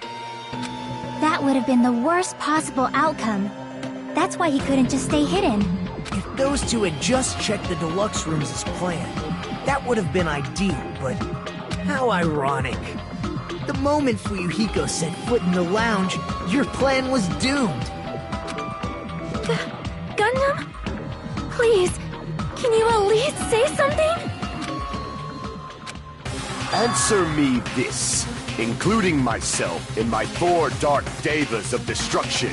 How many ears do we possess? Huh? The answer is 10.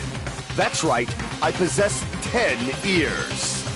That means I have 5 times the hearing of a normal human. The soundproof system here may as well not exist. Is that your argument? You bastard! Do you understand the situation you're in right now? Do not panic. The truth shall now commence. At the time, I left my room to go to the bathroom. By coincidence, I heard the alarm. That's right. That's all it was. The world is always so simple. Are you saying it was just a coincidence? Isn't that timing a little too perfect? And yet, I'm being suspected by all of you. It seems it was actually horrible timing on my part. I see. You're still holding out. Well, you don't have to admit it. We're going to decide who the killer is with the majority vote anyway. So, why don't we just go ahead and start voting? It's obvious that Gundam is the killer. Hold on a sec. You know, Hajime, this class trial, this killing, it's merely the opening act, you know. Hey! What do you mean the class trial is just the opening act? Perhaps I should say, it's just a farce. Just a boring farce. So boring, so stressful. I'm so painfully bored that I might develop stomach ulcers. Seriously, let's just hurry up and finish this before I collapse from poor health. Nagito, something definitely happened to you, didn't it? At some point during the investigation, your behavior became even weirder. What actually happened? Did you discover something?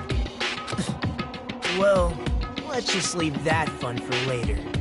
And finish this opening act already. You said opening act again! Please hold on! We have yet to hear Gundam's rebuttal! But he's completely shut up.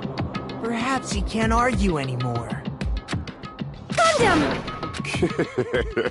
I was simply at a loss for words after being dumbfounded by your pathetic assumption.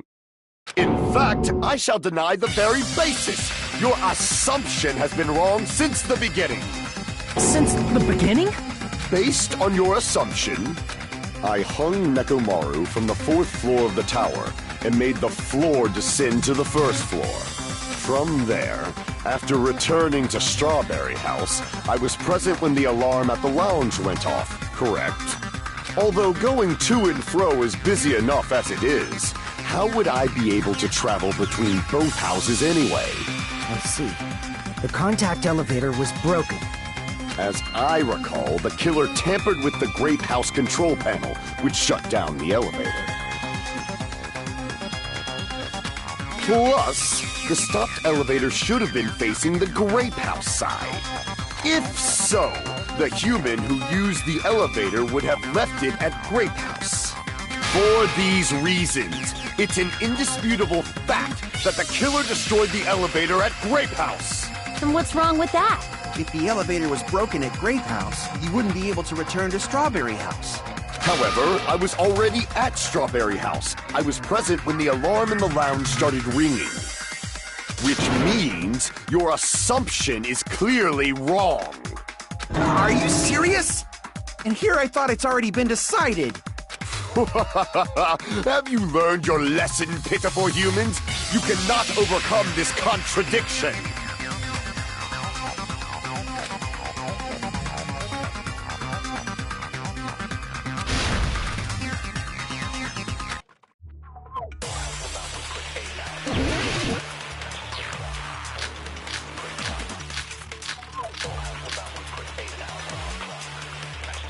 That elevator was the only means of travel between the two houses.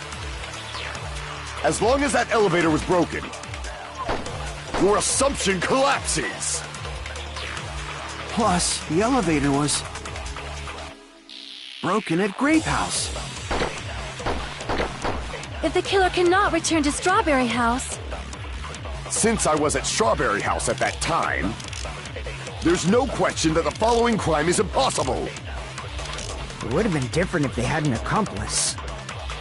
Or if there was a secret passageway. How much longer do you plan to lecture me? Why don't we stop this already?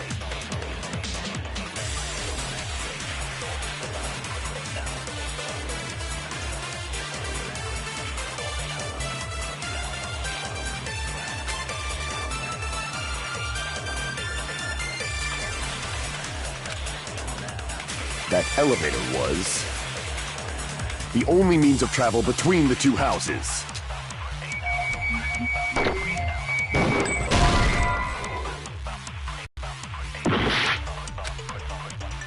That elevator was the only means of travel as long as that your assumption collapsed. I'll return to... Since I was at Strawberry House, there's no question that the following crime... It would have been different if they had an accomplice. Or if there was a secret passageway. How much longer do you plan to lecture me? Why don't we stop this already? That elevator was the only means of travel between the two houses. As long as that elevator, your assumption collapsed. Plus, the elevator broken at Grape House. If the killer cannot return to... Since I was at Strawberry House, there's no question that the following crime is... It would have been different if they hadn't... Or if there was a secret passageway. How much longer do you plan to lecture? Why don't we stop this already?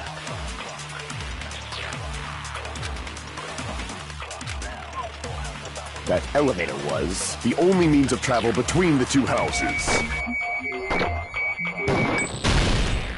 No, that's wrong!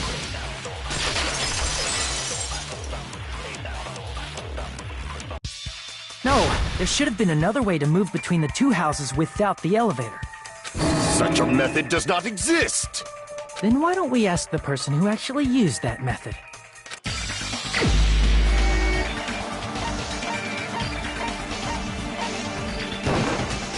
You're the only one! Nagito, you should know. What are you talking about? Don't play dumb. You appeared so suddenly that one time because you used that method, right?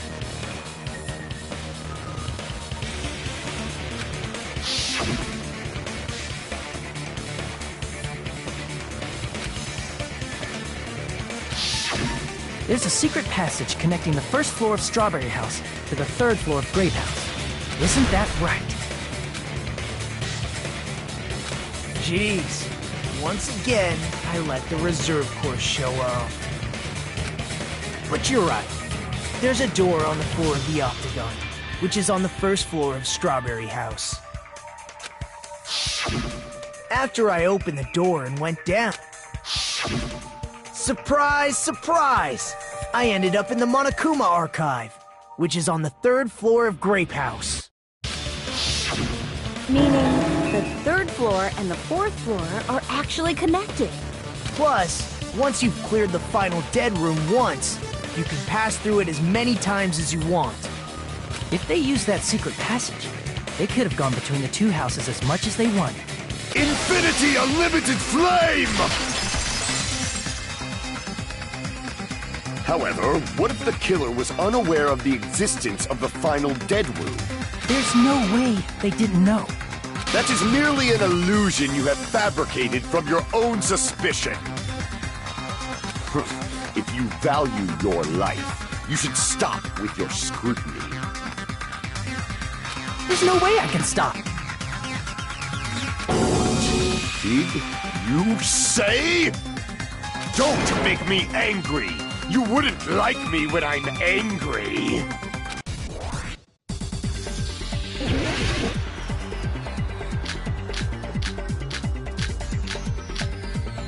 Even if the turbid box doesn't exist, you could travel through multiple planes, provided you use a spacious wormhole. However, how frail I say! Your decayed illusion. Shall I feed you to the progeny of vile deities? I can't back down!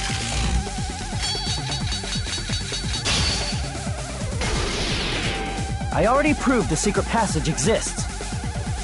The secret passage was at the Octagon. Know the limits of your own reasoning! You say the killer went to the Octagon? Don't bark, you cur! If you don't want to drown in the maelstrom of blind allow me to cut through those words! The wire used to string up Nekomaru's body, the hammer that looked like the weapon, and the chain on the door in the tower. Those are all the items that weren't in Funhouse.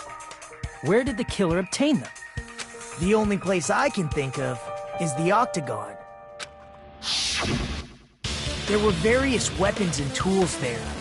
I'm pretty sure I saw stuff like wires, hammers, and chains too.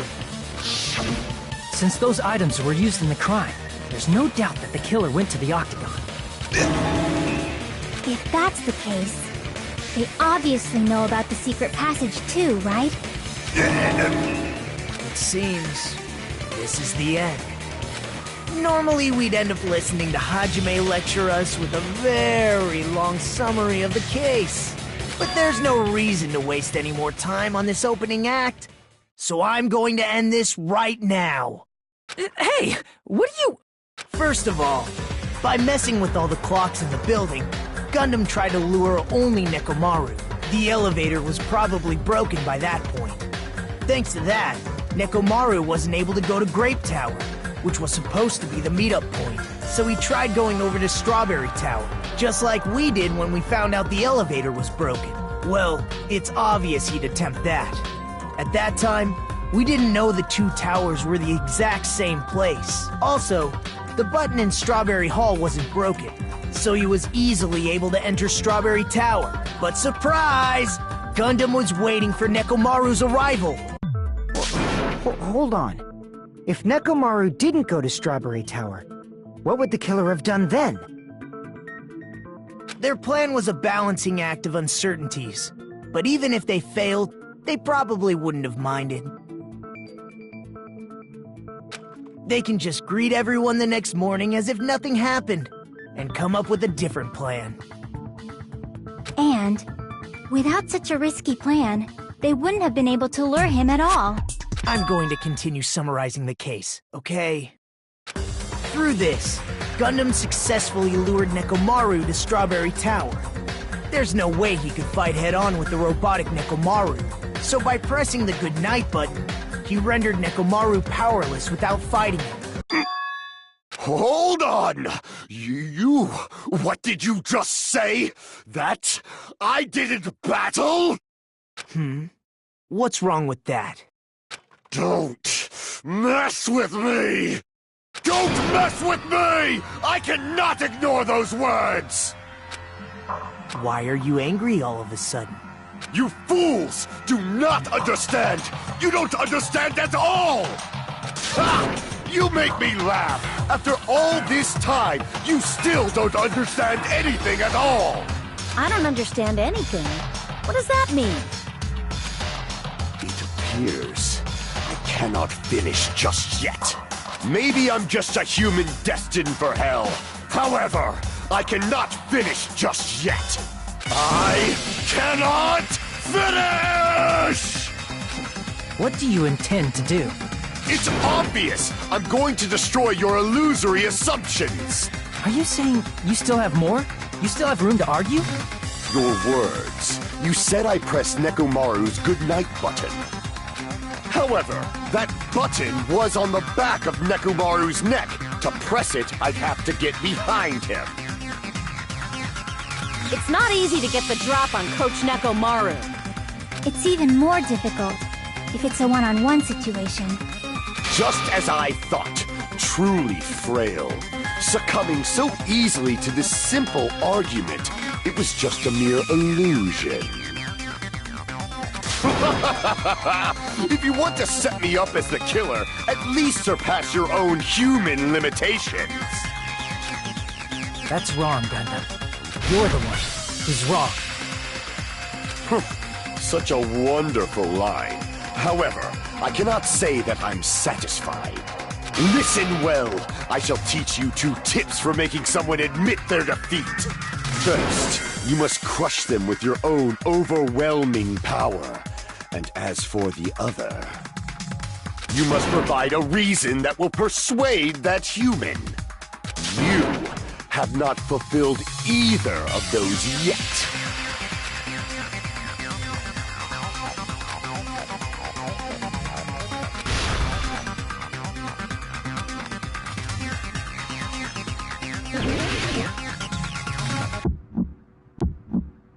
I won't let you! For the Tanaka Empire! Wither! Crushed as David prophesied! I won't let you! For the Tanaka Empire! Wither! Crushed as David prophesied! Show me the cadaver! I won't let you! For the Tanaka Empire! Wither! Crushed as David prophesied! I won't let you! For the Tanaka Empire! Wither! Crushed as David prophesied! For the Tanaka Empire! It's Nekomaru's back. Do you really think I can get behind him so easily? This is the end!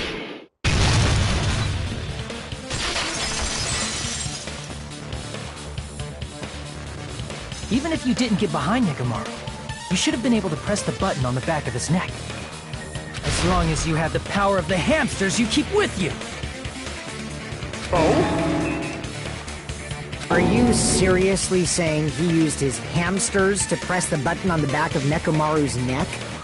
Of course that'd be impossible for a normal hamster, but it would have been possible for Gundams. In fact, we saw that with our very own eyes, right?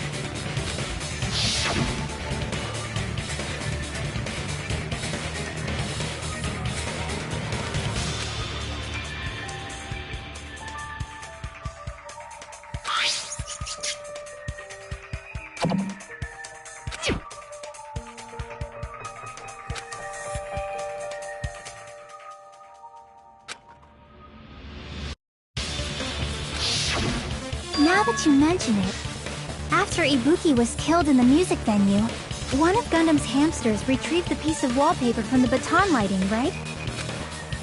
Hey, with your friends and their exceptionally smart brains, it must have been possible to secretly get one of them behind Nekomaru and press the button on the back of his neck. How about it, Gundam?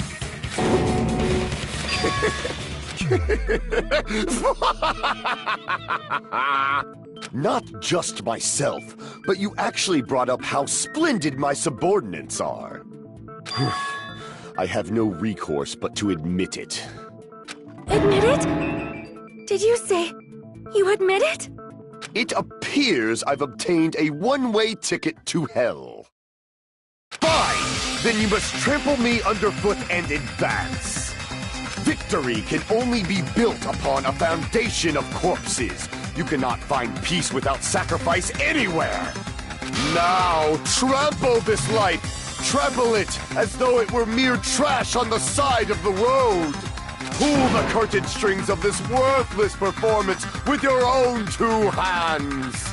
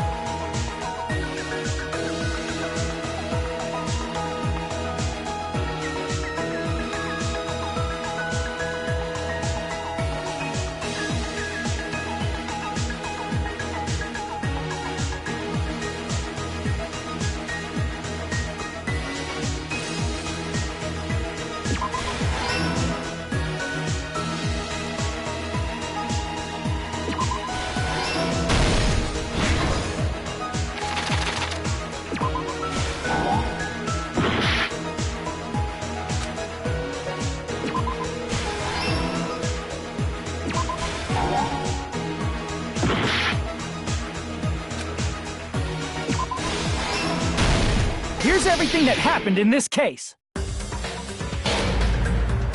Let's first go over the many tricks the killer prepared before they committed the crime.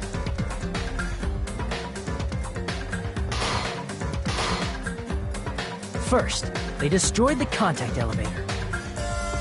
This separated Nagito and the others in Strawberry House from our group in Grape House. Next, they lured Nekomaru out by himself by turning back all the clocks in the funhouse by 2 hours.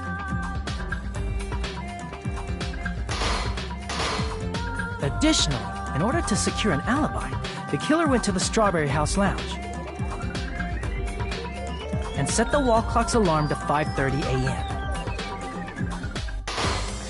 After finishing their preparations, the killer went to Strawberry Tower with the necessary tools in hand.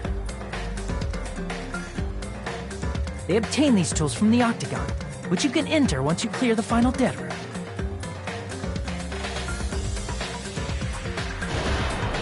This means the killer discovered the secret of the funhouse faster than anybody else. That secret being, Strawberry House and Grape House are actually the same building.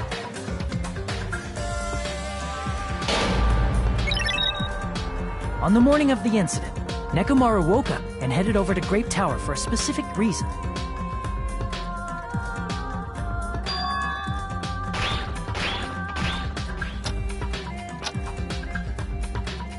There, Fuyuhiko, who was at the lounge by coincidence, witnessed Nekomaru. According to Fuyuhiko's testimony, that was around 5 a.m., but by that point, the killer had already messed with our perception of time. In actuality, Fuyuhiko witnessed Nekomaru at 7 a.m. That's also the same time Monokuma Taichi begins. Nekomaru went to Great Tower to participate in that.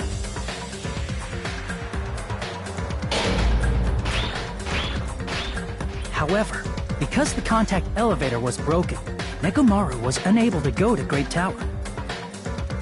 So he decided to try going to Strawberry Tower.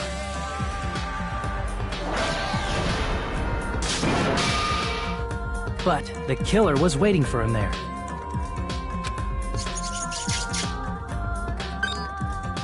With the power of hamsters, they were able to press the good night button on the back of Nekomaru's neck.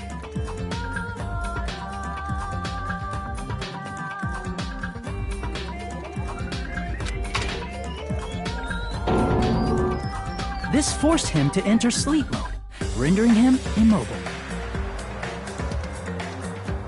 From there, the killer began preparing to use the ultimate weapon.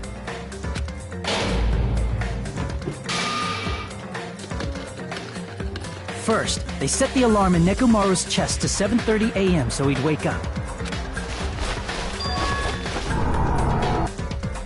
Then they tied him up with a metal wire, tied the tip of the wire into a loop, and hung it on the doorknob.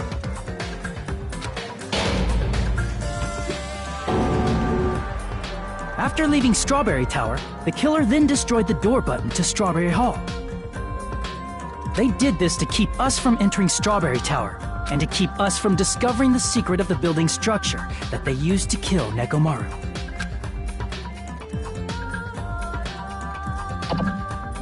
Then, they used the secret octagon passageway to travel to Grape House. After arriving at Grape Hall, they pressed the button to open the door to the tower.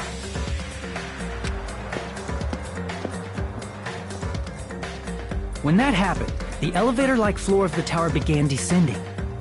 And Nekomaru's body was still inside, dangling upside down in midair from the wire. The killer entered Grape Tower to see if their setup was successful. And placed a hammer on the floor to look like the weapon, then wrapped a chain around the back door. This was done to make us falsely believe we couldn't enter the tower from Strawberry Hall. With this, the killer finished their setup and tried to go back to their room using the secret passage, so they could craft their alibi when Nekomaru died from the fall. But something unexpected happened. Fuyuhiko, who saw Nekomaru earlier, was still at the lounge. As a result, the killer couldn't return to their room, and with no options available, time ran out. The lounge's wall clock alarm started ringing at 5:30, Well, actually 7:30. To avoid a worst-case scenario, the killer was forced to appear in front of Fuyuhiko with the others. When the wall clock's alarm rang, that was also the same time Nekomaru was waking up.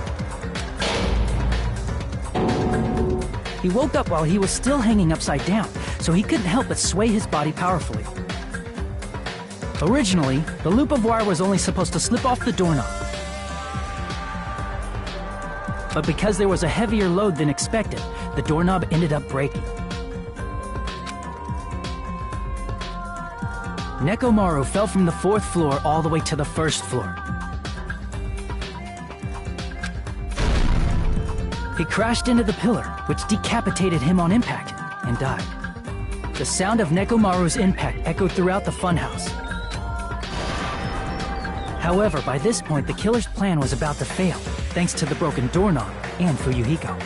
Meaning, the killer is someone who wouldn't have heard the alarm if they were in the deluxe room. They also wouldn't have been able to return to their guest room, because Fuyuhiko was at the lounge.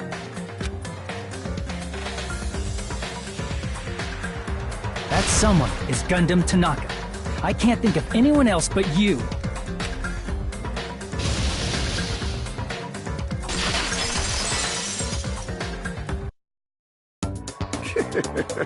Splendid. That was splendid. For a mere human, you did quite well. Stop. Stop it already. Stop using weird words to avoid the truth. Or I'll friggin' kill you myself! I cannot believe it. I just cannot believe. You killed Nekomaru? I cannot believe something like that! You don't wish to forgive me? Do you feel regret? Then finish it! Cast your impure votes for Gundam Tanaka! My beloved, deadly foe!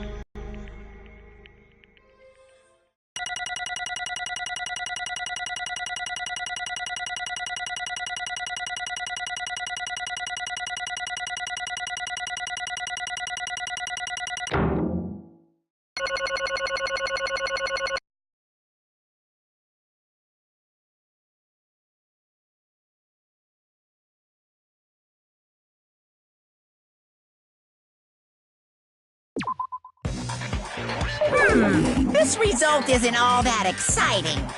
Now then, please pull the lever in front of you and cast your vote.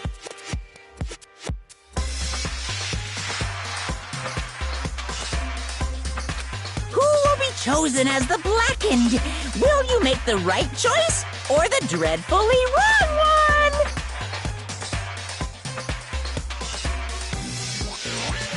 Please pull the lever!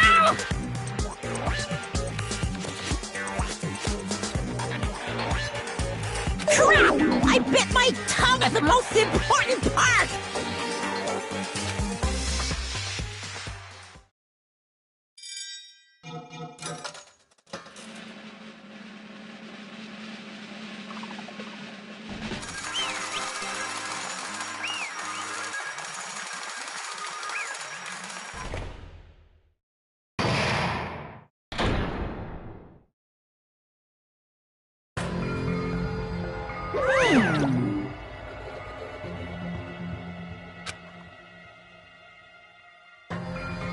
Yahoo!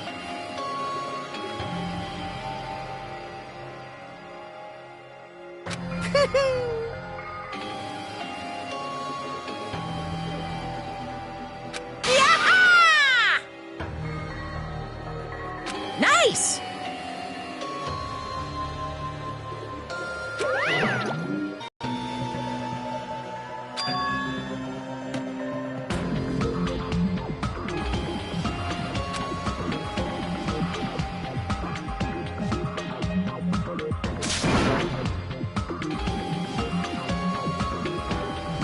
Jeez.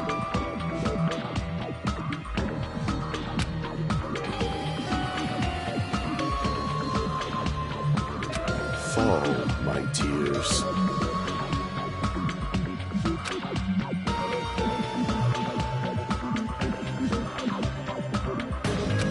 Listen well.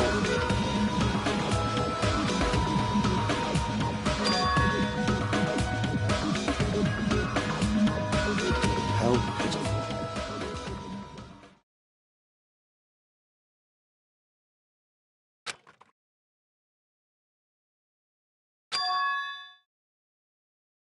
Fine.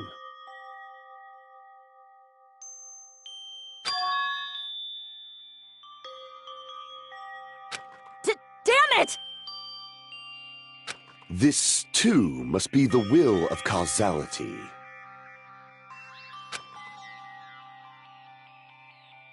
You.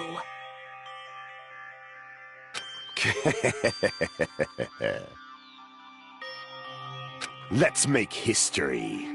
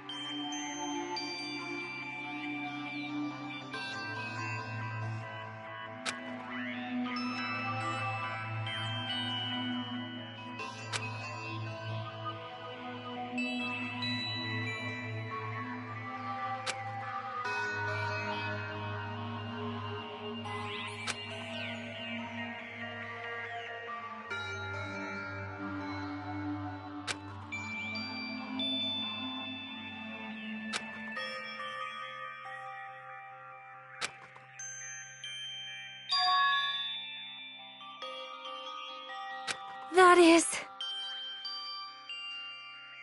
Let me tell you this. Huh?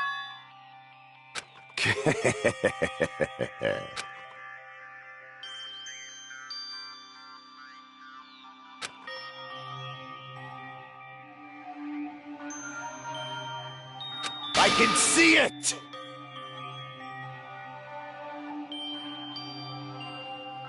Could it be?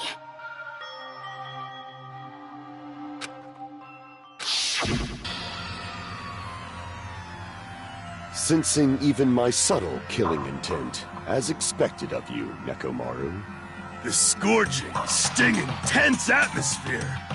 I've been a team manager for so long, I'd nearly forgotten this. This is great!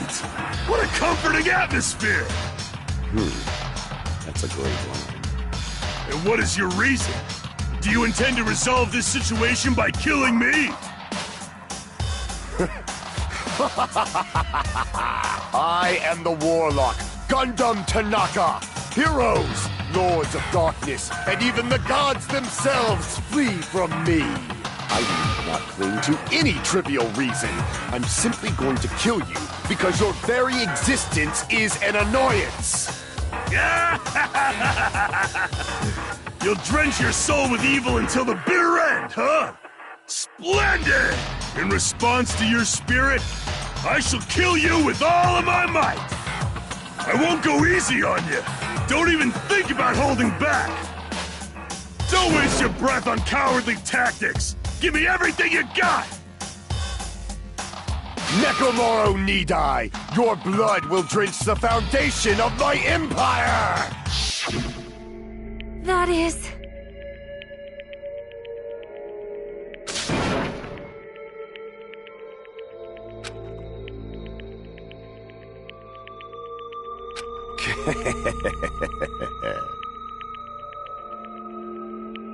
Let me tell you this.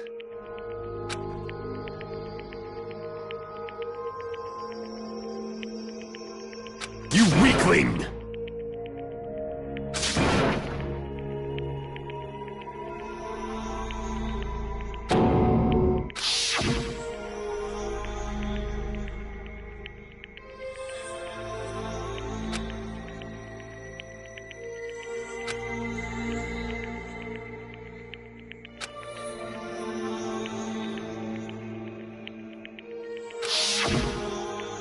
Fall, my tears.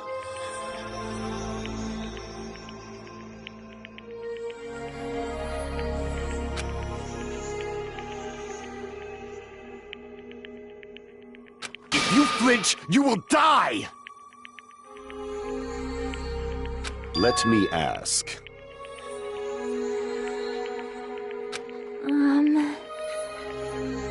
Fine.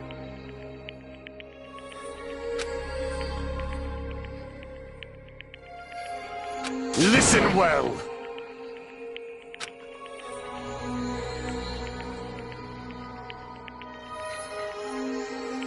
I shall engulf this world.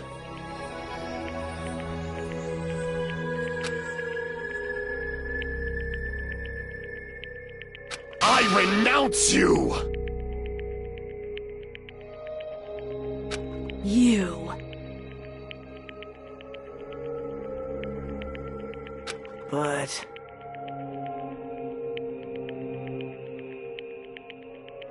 Damn it. Fine.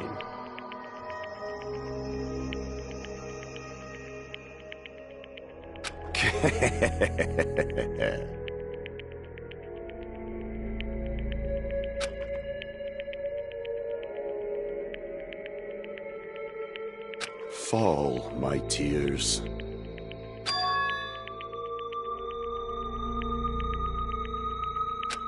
Oh. You... Let's make history.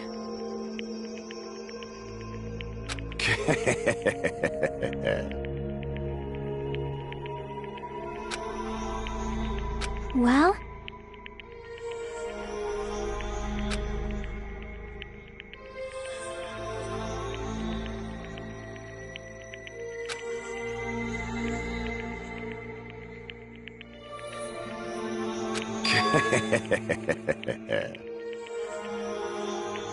My name is Gundam Tanaka!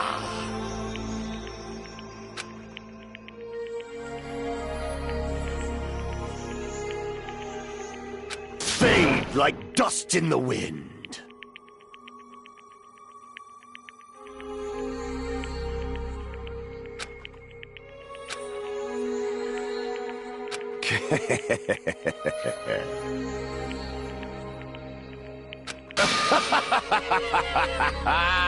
Yes, indeed.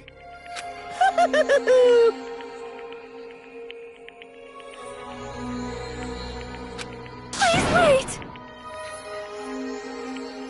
I beg of you! Huh? I beg of you! How pitiful.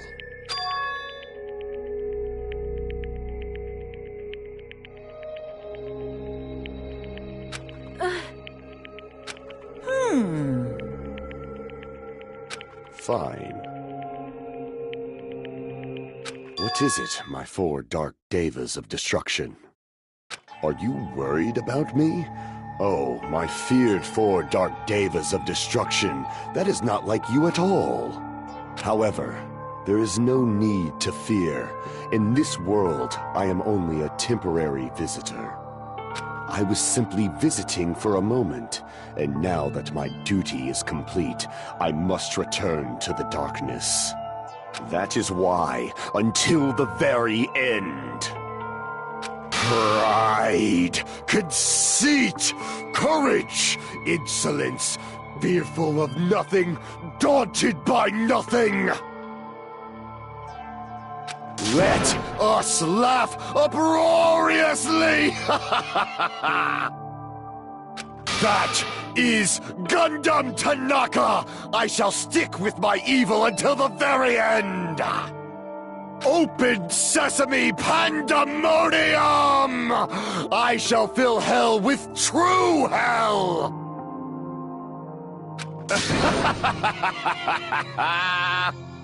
Let's give it everything we've got! It's punishment time!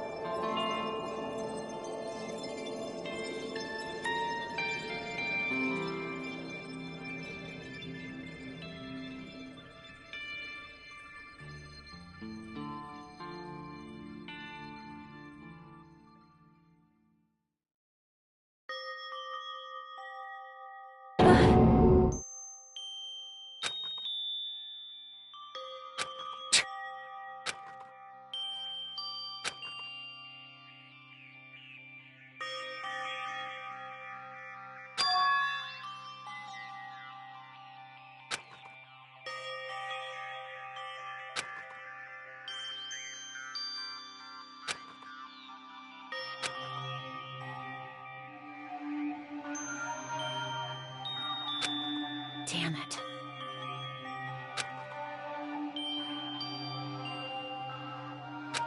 Damn it!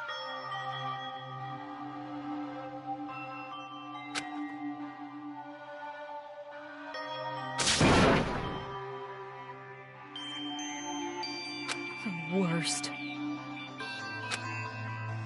Oh.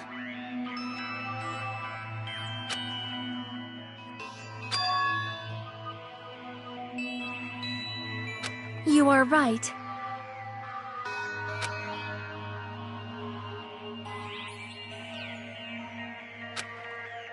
You are right.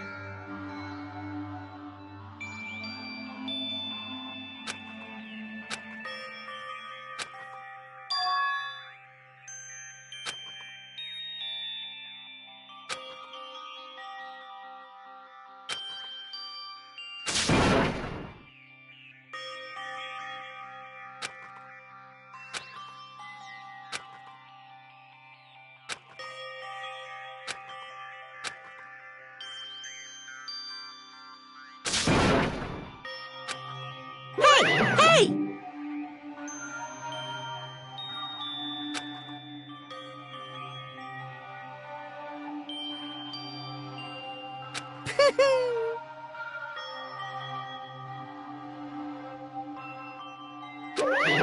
Wait!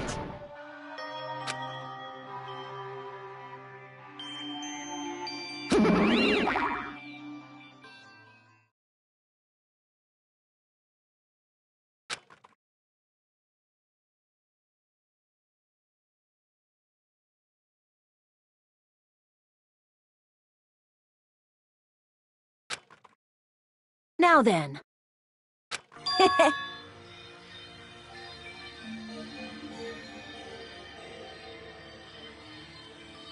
Hey! It's not like that.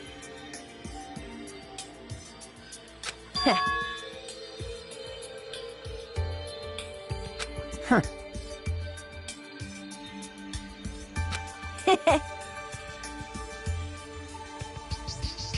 Hey.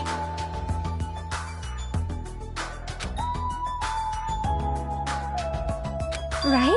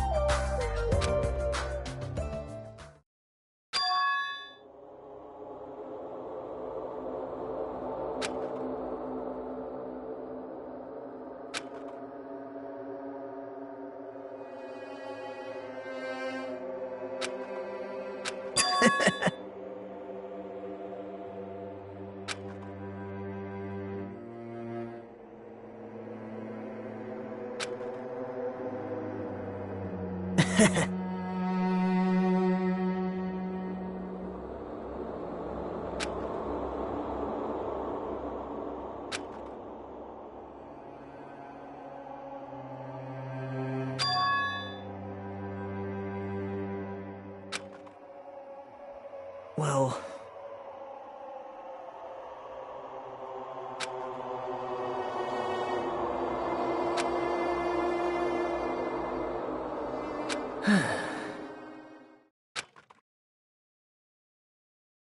Damn it.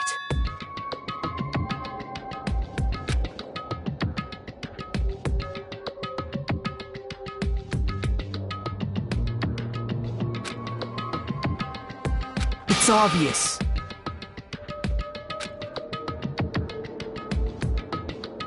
Monokuma appears!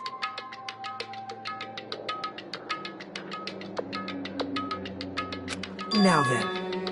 What's this?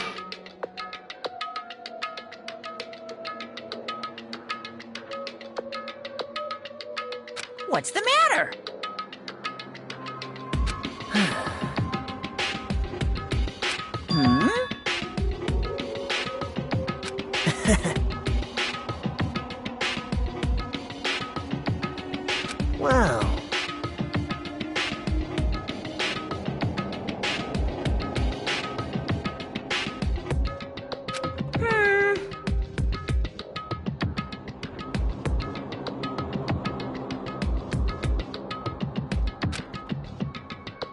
Hello.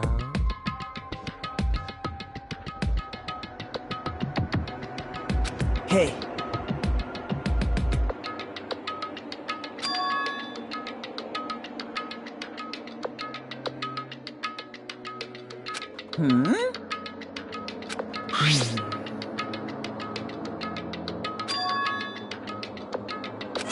Say what? You don't even know?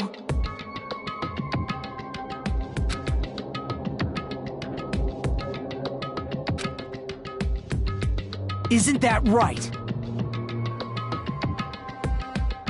Of course. But...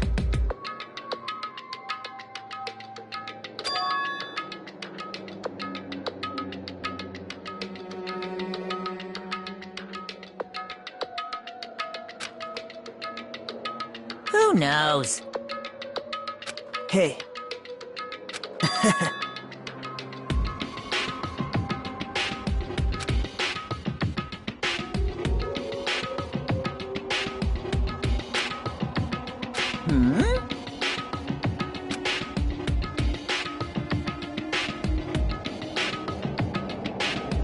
Well...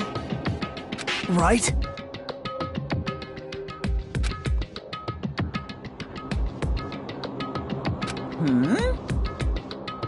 You're getting all riled up!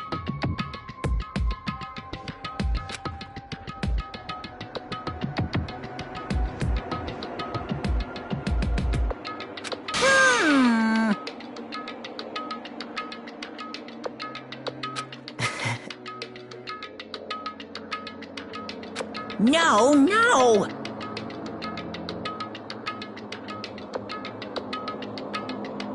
Shing!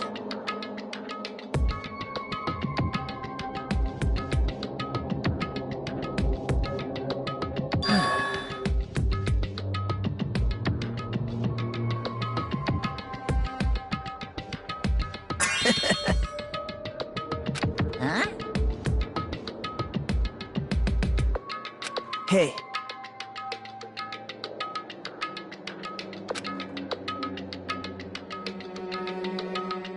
Yep.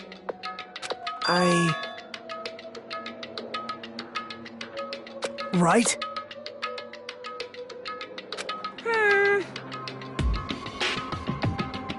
No, no, no! Unbelievable. Well...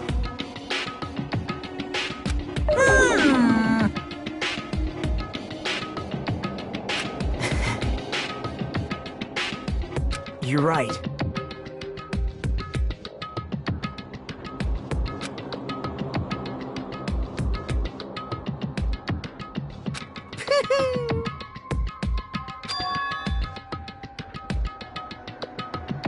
Huh?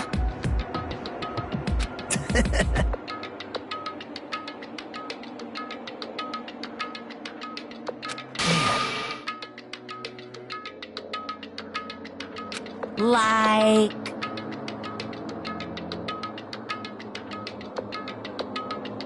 Well... Say what? You don't know?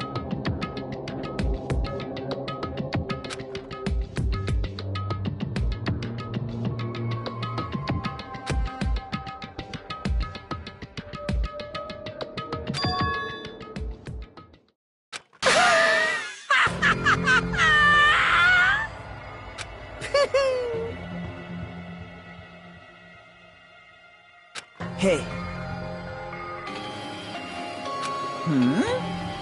See?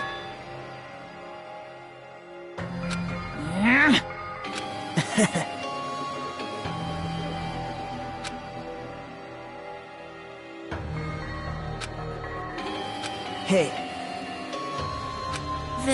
That's...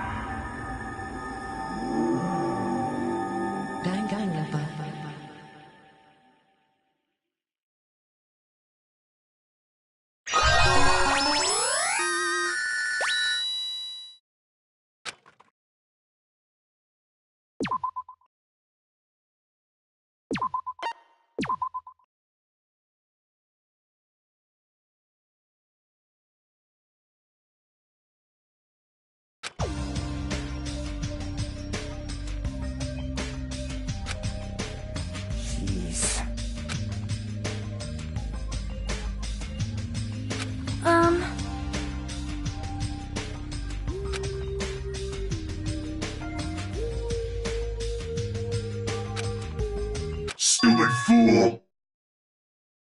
Oh my! Hey!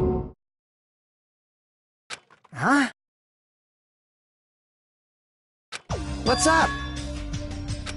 I'll beat you up!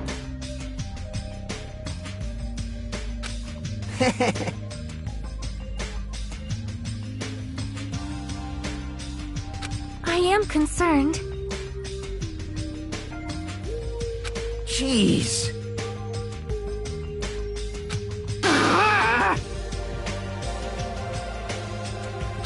Huh? All right! My! I'm no doll! I'm Mini Maru!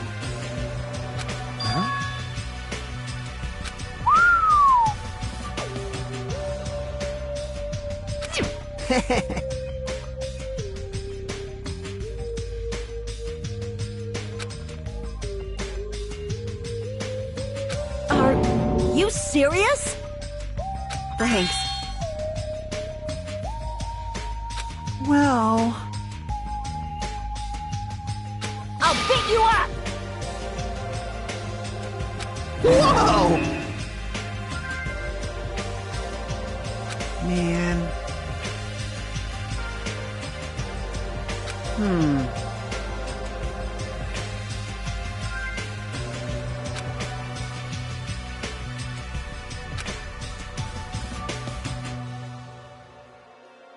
Engines revving! Huh.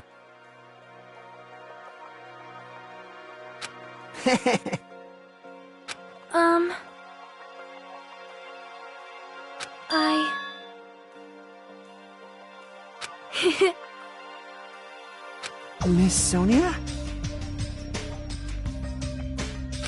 Oh my! Are you kidding me? Jeez.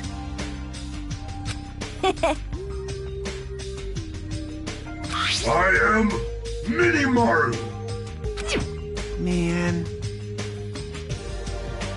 That's right! You serious? Of course!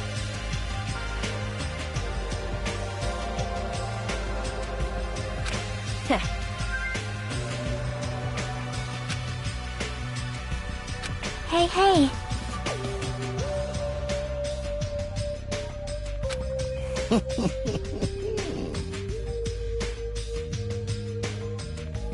Well.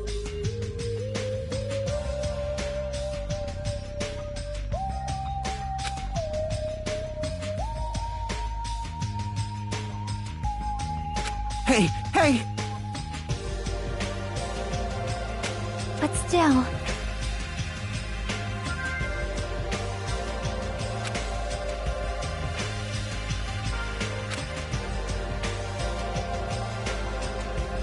Now then.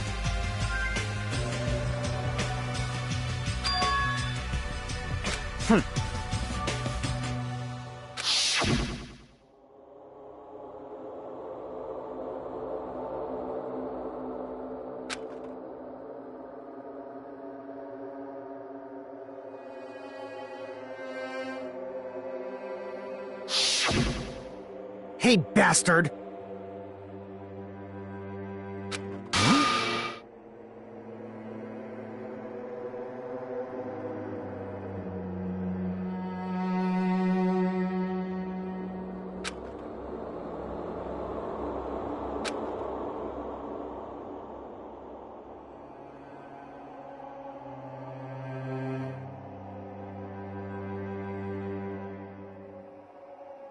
Huh?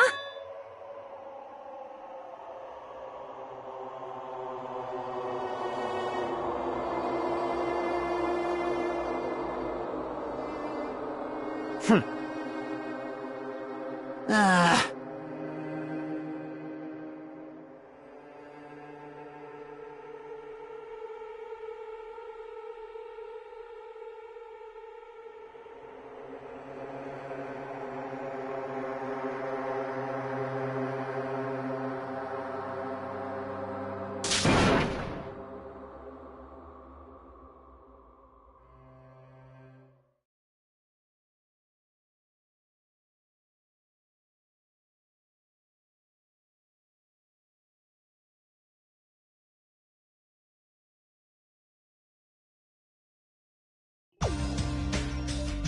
right?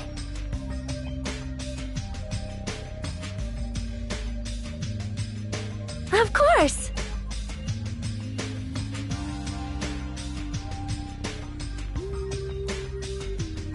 Listen! Hey!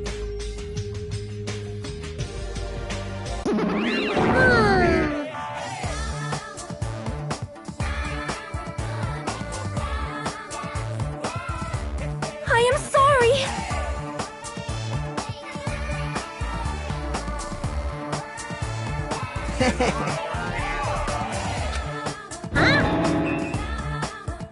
Huh?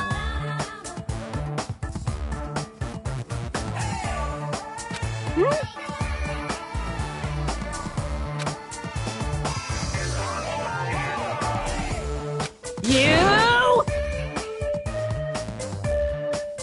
What?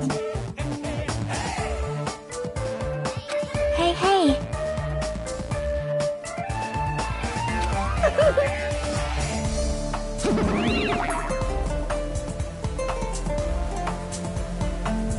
Ding, ding, ding, ding!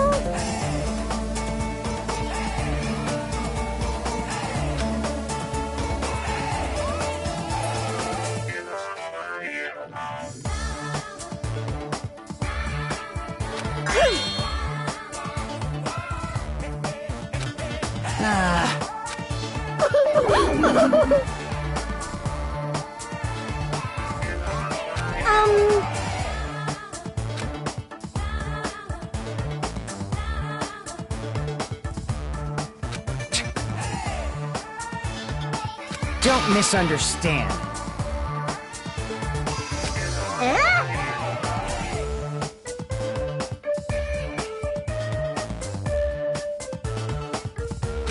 So...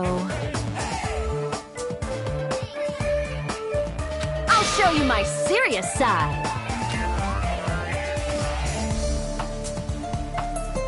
Hey, hey! What are you saying? Hey, hey, hey! What? Settle down!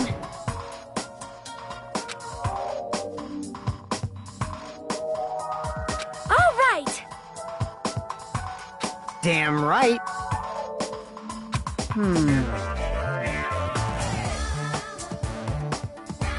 All right!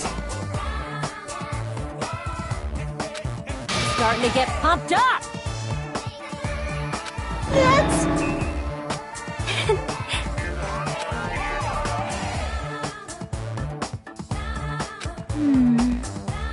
Leave it to me.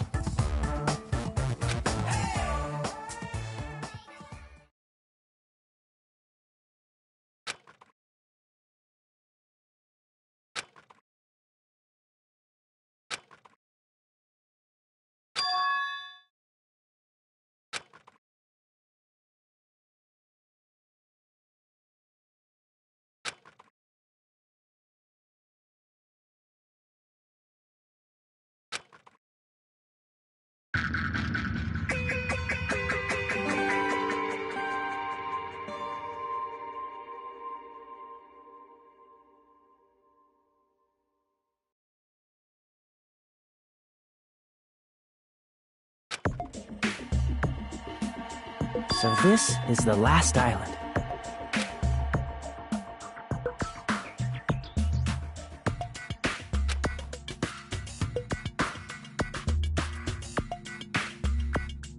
I guess it has an ambiance befitting of a final island.